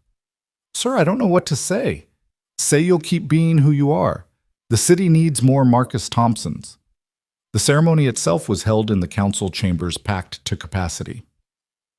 Marcus spotted familiar faces, Mrs. Chen in her best dress, Judge Patterson near the front, Sarah Chen with her press badge, but also strangers, hundreds of them, all looking at him with something he'd rarely seen directed his way: respect. Mayor Rodriguez took the podium. We're here today to honor someone who reminds us what heroism really looks like. Not the Hollywood version, but the real thing: quiet, consistent, selfless service to others. He recounted the fire Marcus's service record, his struggle as a single father. But then he said something that made Marcus straighten in his chair. But we're also here to acknowledge our failure. Marcus Thompson should never have been working 3 jobs to survive. A decorated veteran, a single father, a man who's given everything to his country and community, reduced to invisibility because we as a society decided that some people matter less than others. Today, we don't just honor Marcus Thompson. We commit to seeing and valuing all the Marcus Thompsons among us. When Marcus was called forward, Emma walked with him, her small hand in his. The medal was heavy gold and silver with the city seal, but it was Emma's proud smile that made his eyes burn with unshed tears. "Mr. Thompson," the mayor said, "would you like to say anything?" Marcus looked out at the crowd, at the cameras, at his daughter beside him. He thought of Victoria Sterling alone in her penthouse. He thought of his brothers from the unit who'd refused to let him sink. He thought of Caroline, who would have been so proud and so exasperated that it took all this for him to accept help. "I'm not comfortable with speeches," he began, his voice carrying despite its quietness. "But I want to say this: what happened at that hotel wasn't extraordinary. Every day people run toward danger instead of away from it. Nurses work double shifts to save lives. Teachers spend their own money on supplies for kids who need them. Parents work multiple jobs to keep their families afloat. They're all heroes. I just happened to be the one caught on camera." He paused, looking down at Emma. "My daughter asked me why I saved someone who was mean to me. I told her we do right because it's right, not because of who we're doing it for. But I want to add something to that. We do right because that's how we change the world, one action at a time, one person at a time, one choice at a time." The applause was thunderous, but Marcus barely heard it. He was focused on Emma, who was beaming up at him like he'd hung the moon. As they returned to their seats, his phone vibrated with a message. He glanced at it, then froze. It was from Victoria Sterling, watching the ceremony. "You deserve every bit of recognition. I've made a decision. Can we meet?" "Not for me, for something bigger." Marcus showed the message to Patricia, who frowned. "Be careful. Desperate people do desperate things." But something in Marcus knew this was different. Victoria hadn't sounded desperate last night, she'd sounded broken, and sometimes broken was the first step to being rebuilt. After the ceremony, there was a reception Marcus endured rather than enjoyed. Everyone wanted to shake his hand, tell him their story, thank him for representing them. Emma stayed close, overwhelmed by the attention, but handling it with a grace that reminded him painfully of Caroline. Judge Patterson approached his aged face, warm with approval. "Son, I've presided over thousands of cases, seen humanity at its worst and best. What you've done, not just the rescue, but how you've handled everything since, that's character. Real character." "Thank you, sir. I hear Morrison and the others have set up quite a support system for you." "They have. More than I deserve." The judge's expression sharpened. "Stop that. Stop diminishing what you've earned. You know what your problem is, Thompson. You've confused humility with self-denial. There's nothing noble about refusing help when you need it. The noble thing is accepting it gracefully and using it to help others in turn." Before Marcus could respond, Sarah Chen appeared with urgent energy. "Mr. Thompson, something's happening. Victoria Sterling just announced she's holding a press conference at 2 p.m. My sources say she's resigning, but there's more. She's apparently planning something unprecedented." Marcus looked at his phone again at Victoria's message. "I need to go somewhere. Can someone watch Emma?" Patricia stepped forward. "I'll watch her. But Marcus, be careful. This woman tried to destroy you 48 hours ago." "I know, but I think she's trying to destroy herself now. And maybe that's the first honest thing she's done in years." Marcus took one of the city's security detail cars to the address Victoria had texted him. Not Sterling Industries, not her penthouse, but a small coffee shop in a neighborhood that straddled the line between gentrification and authenticity. She was sitting in a corner booth, baseball cap pulled low, no makeup, looking nothing like the CEO who'd commanded boardrooms and destroyed careers. She looked up when he approached, and Marcus saw something he hadn't expected: genuine humility. "Thank you for coming," she said quietly. "I wasn't sure you would." Marcus sat across from her. "What's this about Victoria?" She wrapped her hands around her coffee cup like it was anchoring her to reality. "I'm resigning today. The board's giving me a generous exit package to go quietly $40 million. Enough to disappear, start over, pretend this never happened." "That's what you wanted to tell me." "No." She looked up, meeting his eyes directly. "I want to give it away. All of it. To your initiative, the one Morrison is running. I want the money to go to people like you, people I've stepped on my whole career without even noticing." Marcus sat back, stunned. "Victoria, that's necessary. You asked me last night what I was going to do. I've been thinking about it all night. I built an empire by being ruthless, by seeing people as resources to exploit or obstacles to overcome. I looked at you in that hotel lobby 100 times and never saw you. You were just part of the furniture, like that decorative beam that nearly killed me." She pulled out a folder, sliding it across to him. "Legal documents. Irrevocable transfer of my exit package to the Thompson Initiative with one condition." "What condition?" "That some of it goes to programs for executives and entrepreneurs, teaching them to see the people who make their success possible. Call it the Victoria Sterling Center for Ethical Leadership, or something equally ironic. Let my failure become someone else's lesson." Marcus looked at the papers, then at Victoria. "Why? Really? Why?" She was quiet for a long moment, staring into her coffee. "Because for 38 years I've been climbing a ladder, never looking down at who I was stepping on to get higher. And when I finally got to the top, I realized I was alone up there. No friends, no family, no one who cared about Victoria, the person, rather than Sterling, the CEO." She continued, her voice stronger.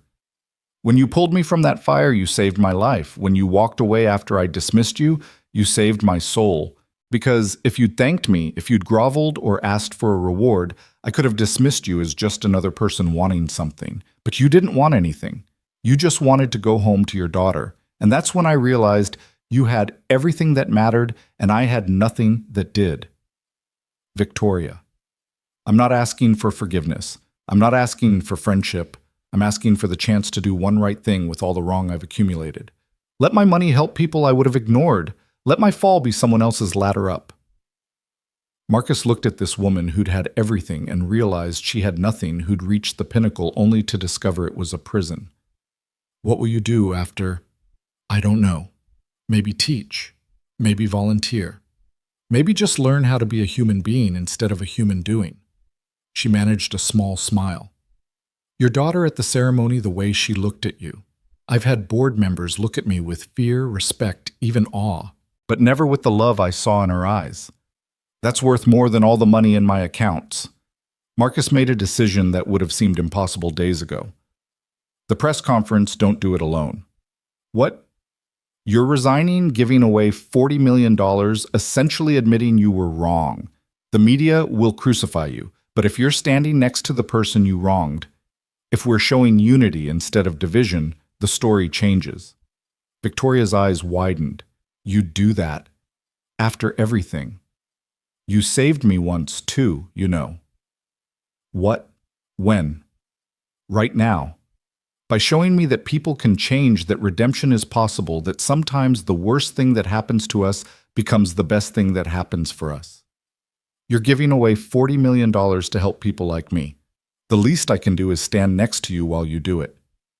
Victoria's composure finally cracked completely, tears flowing freely down her face. "I don't deserve this." "Nobody deserves grace. That's what makes it grace."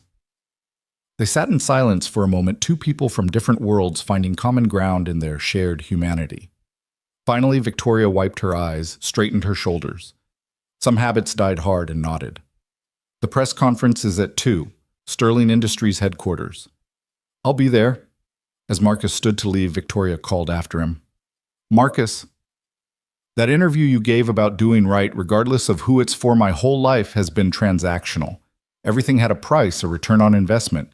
You're the first person I've met who just did right because it was right. Thank you for showing me that's possible.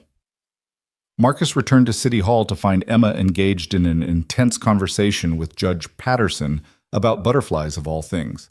She ran to him when he appeared. "Daddy, Judge Patterson has a butterfly garden. He says we can visit when we get our new house."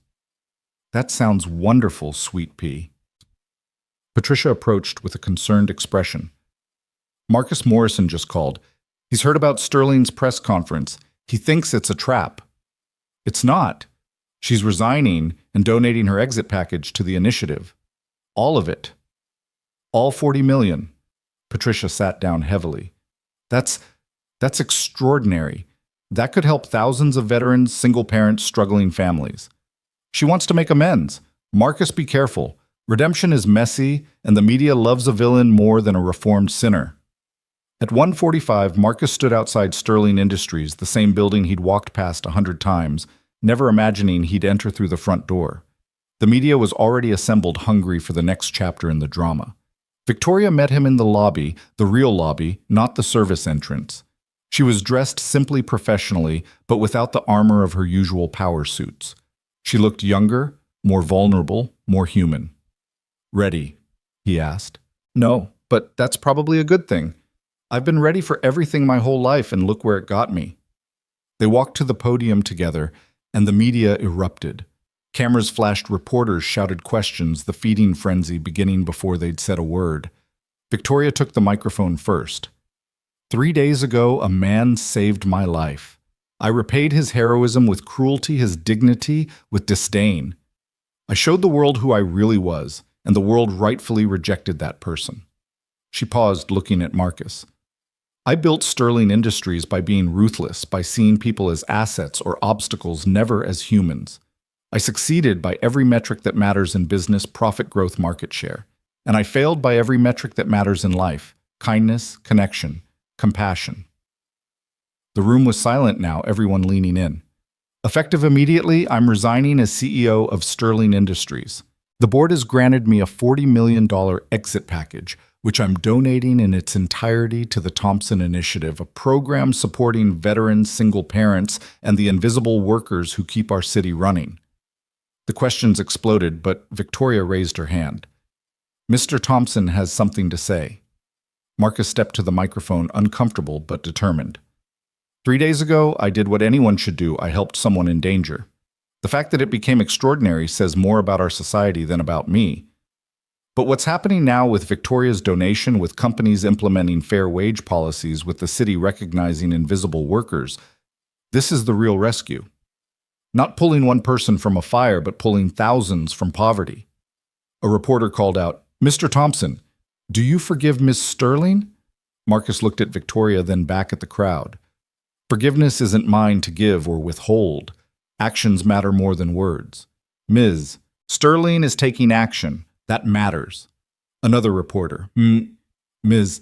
Sterling, is this just damage control, trying to salvage your reputation?" Victoria took the microphone. "My reputation is destroyed, and deservedly so. This isn't about salvaging anything. It's about salvaging anyone, the single parents working 3 jobs, the veterans struggling with civilian life. The invisible people I spent a career ignoring.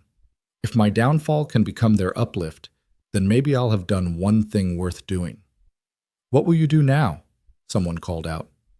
"Learn," Victoria said simply. "Learn how to see people instead of profits. Learn how to build up instead of tear down. Learn how to be the person Mr. Thompson already is, someone who runs toward people in need instead of stepping over them."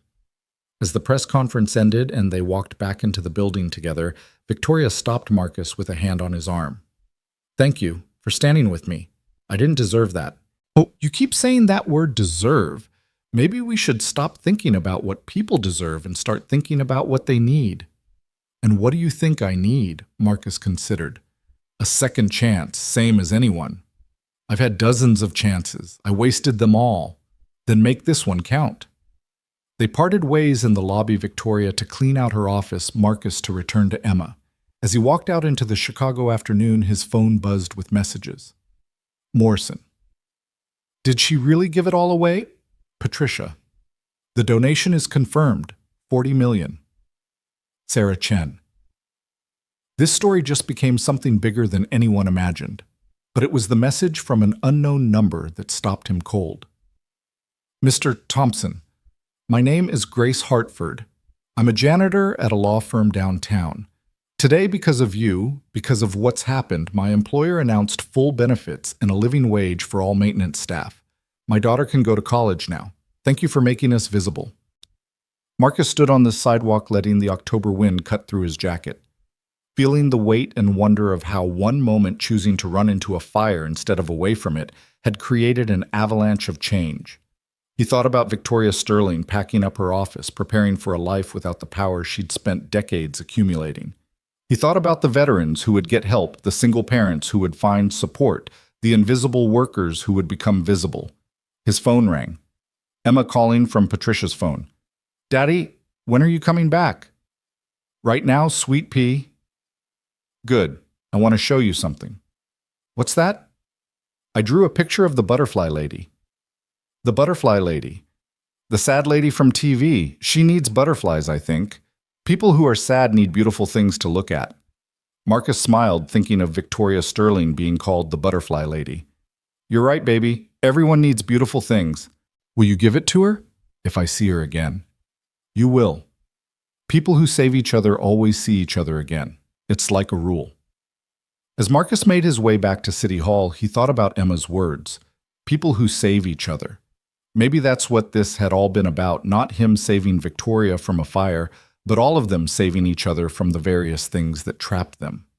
Victoria from her isolation, him from his pride, the invisible workers from their invisibility. The city moved around him, the same Chicago he'd known his whole life, but somehow different now. The janitor emptying trash cans at the bus stop nodded at him, recognition between people who knew what it was like to be unseen. The security guard at the corner building straightened a little pride in his bearing. The single mother herding 3 kids onto the bus caught his eye and smiled a smile that said, "We see each other now." Marcus Thompson had been invisible for so long he'd forgotten what being seen felt like. But now, walking through Chicago with October light slanting between buildings, he realized that visibility wasn't just about being noticed. It was about noticing others, about creating a world where everyone could be seen, valued, recognized as human. Tomorrow, there would be new challenges. Emma would need school supplies and college savings and therapy for losing her mother. The Thompson Initiative would need structure and oversight and careful management. Victoria Sterling would need to learn how to be human without the armor of corporate power. The city would need to follow through on its promises to value all workers. But today, Marcus Thompson walked through Chicago visible and whole, carrying his daughter's butterfly picture for a woman learning to transform. Carrying the weight of $40 million that would transform thousands of lives, carrying the knowledge that sometimes the best rescues were the ones where everyone saved everyone else. His phone buzzed. A text from Victoria. "Thank you for the second chance. I won't waste it." He typed back, "None of us will." The weeks that followed blurred together like watercolors in rain, each day bringing changes Marcus could barely process. The temporary apartment had given way to a modest house in Oak Park with a real yard where Emma could play and enough bedrooms that she could have friends for sleepovers, a luxury they'd never imagined. The Thompson Initiative had officially launched with Morrison at the helm, its offices bustling with veterans seeking help, single parents applying for support, and invisible workers suddenly finding doors opening that had been sealed shut for generations. Marcus stood in his new kitchen on a Thursday morning 6 weeks after the fire, making Emma's breakfast and marveling at the simple pleasure of not worrying about whether they had enough milk to last the week. The burns on his hands had healed, leaving only faint scars that Emma sometimes traced with her finger, calling them Daddy's hero marks. "Can I wear my butterfly dress to school?" Emma asked from the doorway, already dressed in the outfit despite asking permission. "It's getting cold for a summer dress, sweet pea. But Victoria's coming today for the assembly. I want her to see it." Victoria Sterling, or Victoria Hayes, as she'd returned to her maiden name, had become an unexpected presence in their lives. After her resignation and donation, she'd disappeared for 2 weeks. then returned transformed. Gone were the power suits and perfect makeup, replaced by simple clothes and a quietness that spoke of someone learning to listen instead of command. She'd started volunteering at the Thompson Initiative, doing intake interviews with applicants using her business acumen to help veterans write resumes and single parents navigate bureaucracy. The woman who'd once stepped over janitors now spent her days sitting beside them, learning their stories, helping them find paths forward. You can wear it with your warm leggings and cardigan. Marcus compromised. Emma beamed and ran to change, leaving Marcus alone with his coffee and the morning paper. The headline read, "Thompson Initiative passes 1,000 families helped." Below was a photo from last week's fundraiser, Morrison, Williams, Patterson, and the other veterans flanking Marcus, and surprisingly Victoria, who'd been working behind the scenes to secure corporate donations. His phone rang. Morrison. "Morning, Sergeant. You ready for today?" Today was significant. Emma's school had invited Marcus and Victoria to speak at an assembly about kindness and redemption, about how people could change, about the importance of seeing everyone's value. It would be the first time they'd appeared together publicly since the press conference 6 weeks ago. "As ready as I'll ever be." "Victoria's nervous," Morrison said. "She called me 3 times last night, worried about facing kids. Says adults she can handle, but children see through facades." "She's right about that." "Marcus, I need to tell you something. The board at Sterling Industries, they want to hire you." Marcus nearly dropped his coffee. "What?" "Head of Community Relations and Employee Advocacy. 6 figures, full benefits company car. They say they need someone who understands their workers from the ground up." "Jim, I don't know anything about corporate." "You know about people. That's what they need. Think about it. You could change that company from the inside, make sure no janitor there ever feels invisible again." After Morrison hung up, Marcus stood in his kitchen in his house with his daughter safe and happy, and tried to process how far they'd come. 6 weeks ago, he'd been nobody. Now Sterling Industries wanted to hire him for more money than he'd ever dreamed of making. Emma appeared properly layered for the weather, her butterfly dress visible beneath her cardigan. "Do I look okay?" "You look perfect, baby." "Do you think Victoria will like my dress?" "I think she'll love it." The drive to school was quiet, Emma humming to herself while Marcus navigated the familiar streets that somehow looked different now. The weight of survival had lifted, replaced by the stranger weight of possibility. He could take the Sterling Industries job, secure Emma's future completely. Or he could continue working directly with the initiative, hands-on with the people who needed help. Both paths had merit. Both scared him for different reasons. At the school, Victoria was already waiting in the principal's office, looking uncomfortable in the cheerful environment of children's artwork and motivational posters. She'd lost weight since the resignation, her face showing the strain of transformation, but her eyes were clearer than Marcus had ever seen them. "Emma," she said, genuine warmth in her voice. "Is that your butterfly dress?" Emma twirled, making the skirt flare. "I wanted you to see it. Daddy says you're becoming a butterfly too." Victoria's eyes glistened. "Did he?" "Well, I'm trying. It's harder than it looks." Principal Davies entered all business and warmth. "We're so grateful you both agreed to this. The students have been following the story, and they have lots of questions about making good choices about redemption, about how to treat people." The gymnasium was packed with students from kindergarten through 5th grade, their energy barely contained by their teacher's presence. Marcus and Victoria sat on the small stage, looking out at hundreds of young faces, black, white, brown, every shade of humanity that made Chicago what it was. Principal Davies introduced them, giving a simplified version of their story. Then she opened the floor for questions, and small hands shot up everywhere. A 2nd grader near the front, "Mr. Marcus, were you scared in the fire?" "Very scared," Marcus admitted. "But sometimes we do things even when we're scared because they're the right things to do." A 4th grader. "Ms. Victoria, why were you mean to Mr. Marcus?" Victoria took a breath, choosing her words carefully. "Because I forgot something important, that every person has value no matter what job they do. I thought being powerful made me more important than others. I was wrong." A kindergartner barely able to see over the microphone. "My mommy cleans offices at night. Is she a hero too?" "Absolutely," Marcus said firmly. Your mommy makes sure people have clean, safe places to work. That's heroic. The questions continued innocent and penetrating in the way only children's questions could be. Then a fifth grader stood up, her question different from the others. Ms. Victoria, my dad says leopards don't change their spots. He says you're just pretending to be good now to make people like you again. Is that true? The gymnasium fell silent. Even the youngest children seemed to sense the weight of the question. Victoria stood up, walked to the edge of the stage, and sat down on its edge closer to the students' level. That's a brave question, she said softly. And your dad might be right. I don't know if I've really changed or if I'm just trying to change. But here's what I do know. Mr. Marcus showed me that the person I wasn't the person I wanted to be. So every day now I try to be better than I was yesterday. Sometimes I fail, but I keep trying. Because that's all any of us can do, try to be better. She looked directly at the girl who'd asked the question. Maybe leopards can't change their spots.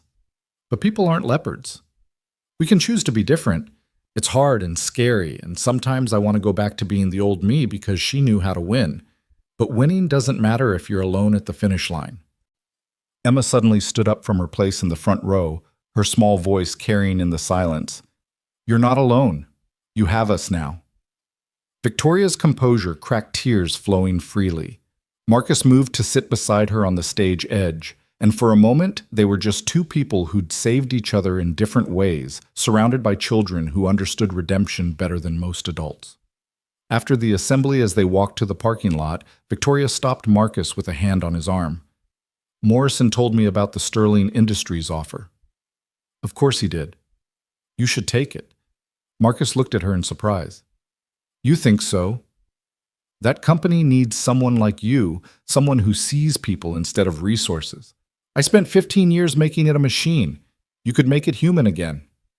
What about you? What's next for Victoria Hayes? She smiled, a real smile that transformed her face. I'm starting a nonprofit, teaching business skills to people transitioning out of minimum wage jobs. Morrison's helping with the structure, and several of my old competitors have agreed to fund it, probably thrilled to see me doing anything other than competing with them.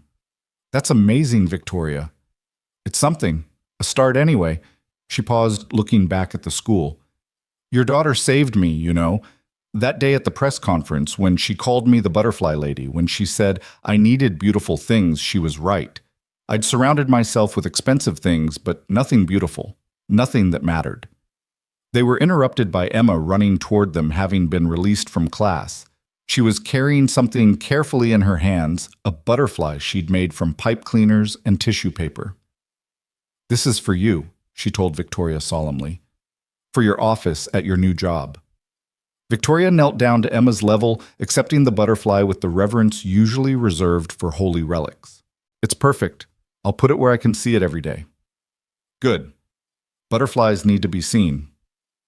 That evening, Marcus sat at his kitchen table, solid wood now bought from a second-hand store, but sturdy and real-looking at the offer letter from Sterling Industries. The salary was more than he'd made in 5 years combined. The benefits would secure Emma's future through college and beyond. The position would put him in rooms where decisions were made, where he could advocate for thousands of invisible workers. But it would also put him back in the building where Victoria had built her empire, where every hallway would echo with the footsteps of someone trying to change. It would mean suits instead of flannels, meetings instead of direct service politics, instead of pure purpose. Emma was doing homework across from him, her tongue poking out in concentration. She'd adapted to their new life with remarkable ease, though sometimes Marcus caught her looking around their house with wonder, as if checking that it was still real. Daddy, what's a redemption? Where did you hear that word, Sweet Pea? Everyone keeps saying it about Victoria, that she wants redemption. Marcus thought about how to explain such a complex concept to a 7-year-old. It's when someone who did wrong things tries to make up for them by doing right things. Like when I broke Mrs. Chen's vase and saved my allowance to buy her a new one. Exactly like that, but bigger. Emma considered this. Is Victoria going to be okay? I think so. She's trying hard. Good. Sad butterflies who become happy butterflies are the most beautiful ones. Marcus's phone rang. It was Colonel Mitchell. Sergeant, I'm calling with news. The Pentagon has been following your story. They want to create a national version of the Thompson Initiative. Full funding congressional support the works. But they need someone to be its face, someone whose story resonates. They want you. Marcus felt the ground shifting again. Colonel, you're just the man who changed how America sees its invisible heroes. Marcus, this is bigger than Chicago now. Veterans in every state need what you've started. Single parents everywhere need hope. This could change millions of lives. I need to think about it. Of course. But Marcus, this is what Caroline would have wanted for you to take your pain and turn it into purpose, to take your story and make it a ladder others can climb. After Mitchell hung up, Marcus sat in his kitchen, surrounded by choices he'd never imagined having. The Sterling Industries job would change one company. The national initiative would change the country. Both would take him away from the direct service he'd found at the local level. His phone buzzed. A text from Victoria. Whatever you decide, you've already changed the world. The rest is just scope. Another from Morrison. No wrong choices here, brother. Just different ways to serve. And one from Sarah Chen. Whatever you choose makes tomorrow's front page. No pressure. Marcus laughed. Really laughed at the absurdity of it all. 6 weeks ago, his biggest decision was whether they could afford name-brand cereal. Now he was choosing between opportunities that would have seemed like fantasy before the fire. Emma looked up from her homework. What's funny, Daddy? Life's sweet pea. Life is funny. Good funny or bad funny? Good funny. Definitely good funny. That night, after Emma was asleep, Marcus walked out to his small backyard, and looked up at the stars barely visible through Chicago's light pollution. Somewhere in the city, Victoria was probably awake too, planning her nonprofit, trying to rebuild herself into someone worthy of the second chance she'd been given. Somewhere Morrison and the others were working late at the initiative processing applications, changing lives. Somewhere invisible workers were finishing their shifts, going home to families who would benefit from the changes rippling out from one night's fire. His phone rang. An unknown number, but Marcus answered anyway. These days, unknown numbers brought opportunities rather than bill collectors. Mr. Thompson, this is Rebecca Martinez. I'm a single mother working maintenance at Northwestern Hospital. I just wanted to call and thank you. Because of what you started, I got promoted to shift supervisor today. Full benefits, enough money to move to a safer neighborhood. My kids can have their own rooms now. That's wonderful, Miss Martinez. I just wanted you to know what you did, it mattered. To people like me, it mattered more than you'll ever know. After she hung up, Marcus made his decision, not about the jobs that would come tomorrow, but about something more fundamental. He decided to stop seeing himself as someone things happened to and start seeing himself as someone who made things happen. The next morning brought chaos. News had leaked about both the Sterling Industries offer and the Pentagon initiative. Reporters were calling emails flooding in, everyone wanting to know what Marcus Thompson would choose. But Marcus had learned something about timing from watching Victoria's fall and rise. Sometimes the most powerful thing was to wait to let the moment ripen before acting. He took Emma to school, went to the Thompson Initiative offices, where he volunteered twice a week and spent the morning interviewing applicants for assistance. Real people with real problems that needed real solutions. A veteran struggling with PTSD and unemployment. A single father working nights while trying to finish his degree. A maintenance worker whose husband's medical bills had pushed them toward eviction. Each story reminded him why this mattered, why visibility wasn't just about being seen, but about seeing others.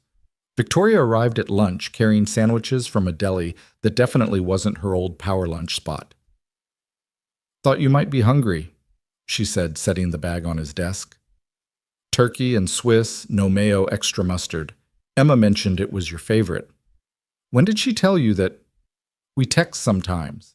She sends me butterfly facts. Did you know some butterflies can see ultraviolet light? They see a completely different world than we do. Marcus studied Victoria as she unpacked the sandwiches.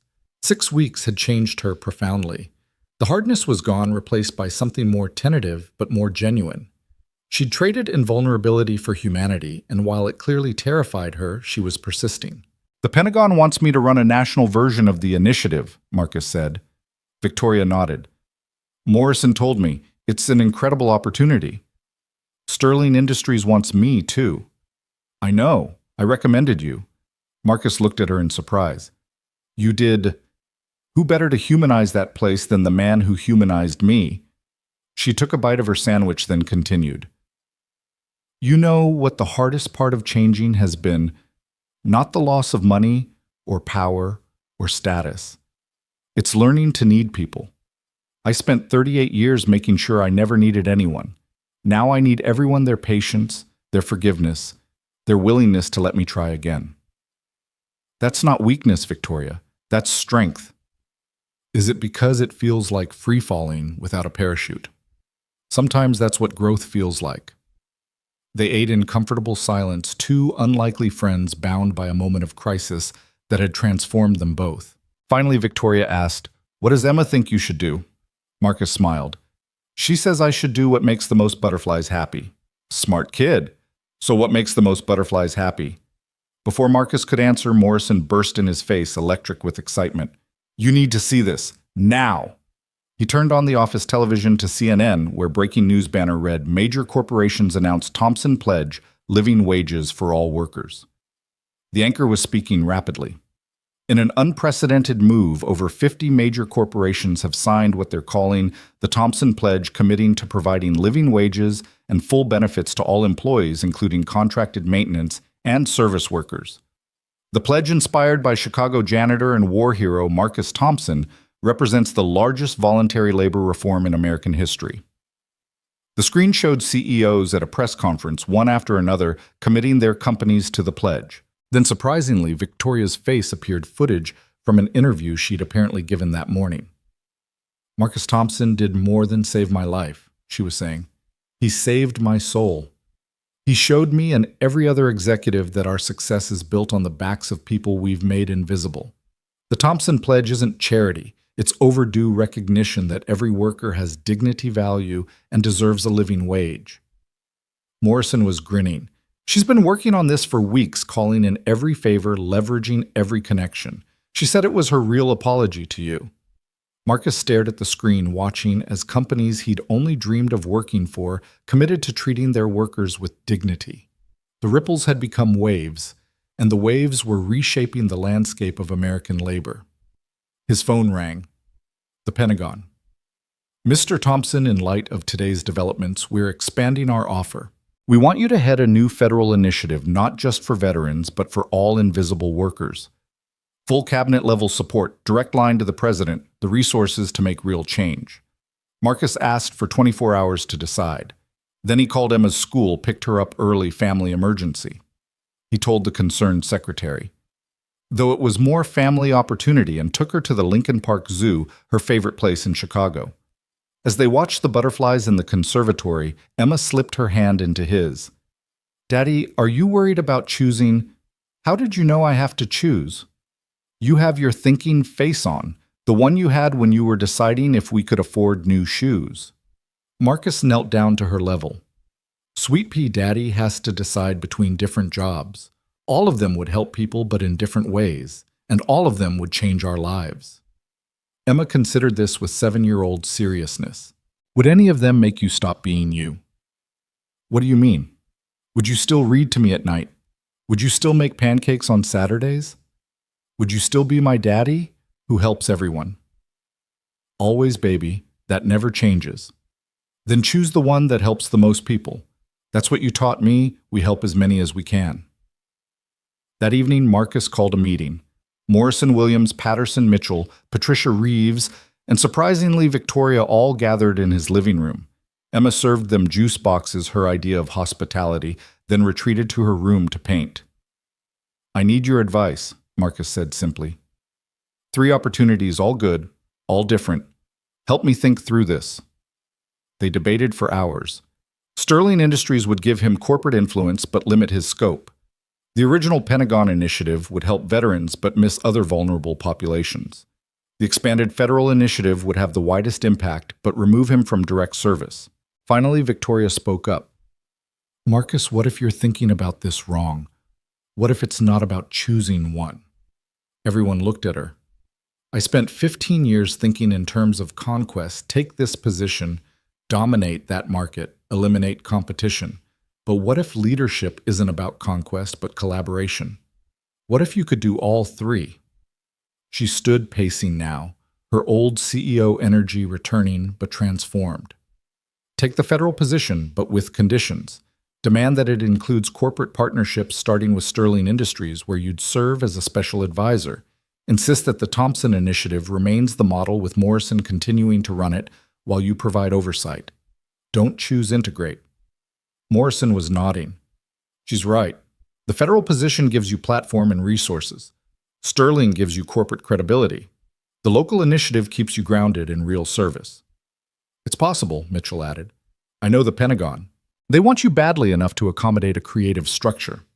Marcus looked around the room at these people who'd become his unlikely family brothers in arms, former adversaries, advocates, and allies.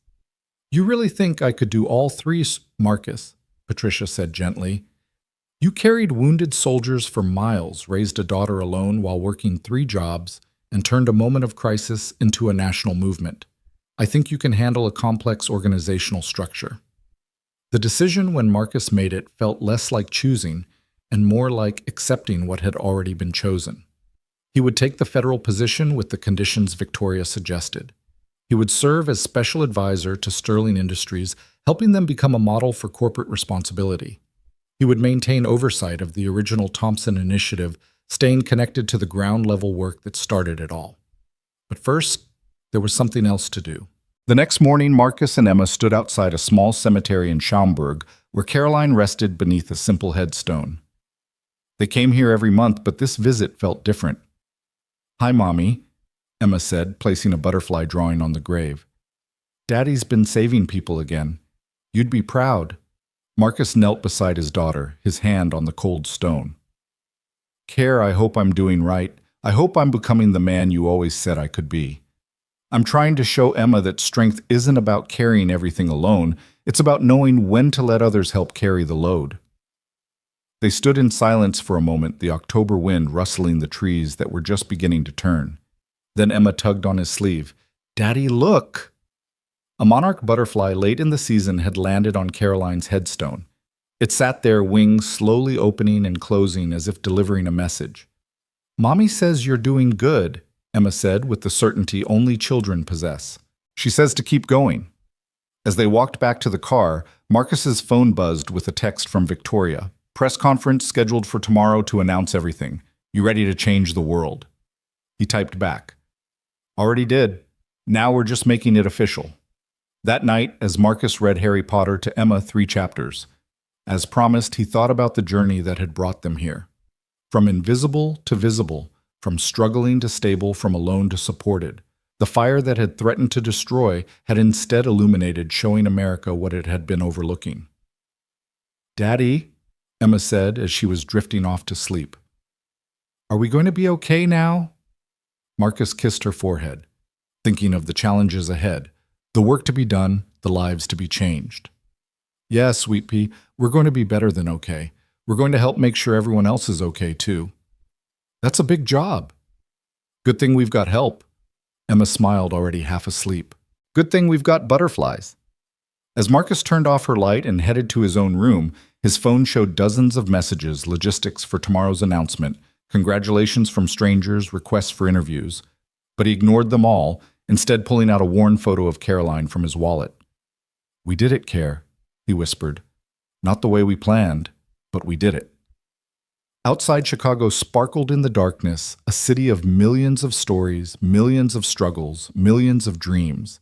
Tomorrow, Marcus would stand before cameras again this time, not as a victim or a curiosity, but as a leader, a change-maker, someone who'd transformed personal tragedy into public triumph. But tonight, he was just a father who'd kept his promise to his daughter, a widow who'd honored his wife's memory. A man who'd learned that visibility wasn't about being seen, it was about seeing others and making sure they were seen too. The butterfly Victoria had hung in the window caught the streetlight casting dancing shadows on the wall. Transformation. Marcus had learned was possible for everyone, CEOs and janitors, veterans and civilians, the powerful and the powerless. It just took someone willing to run into the fire, to pull others from the flames, and to keep saving people long after the smoke cleared. Tomorrow would bring new challenges, new opportunities, new lives to change. But tonight, Marcus Thompson slept peacefully in his modest home, his daughter safe in the next room, his future bright with possibility, his past reconciled with purpose. The invisible man had become visible, and in becoming visible had shown a nation what it had been missing, the heroes who'd been there all along waiting for someone to see them, value them, and give them the chance to rise.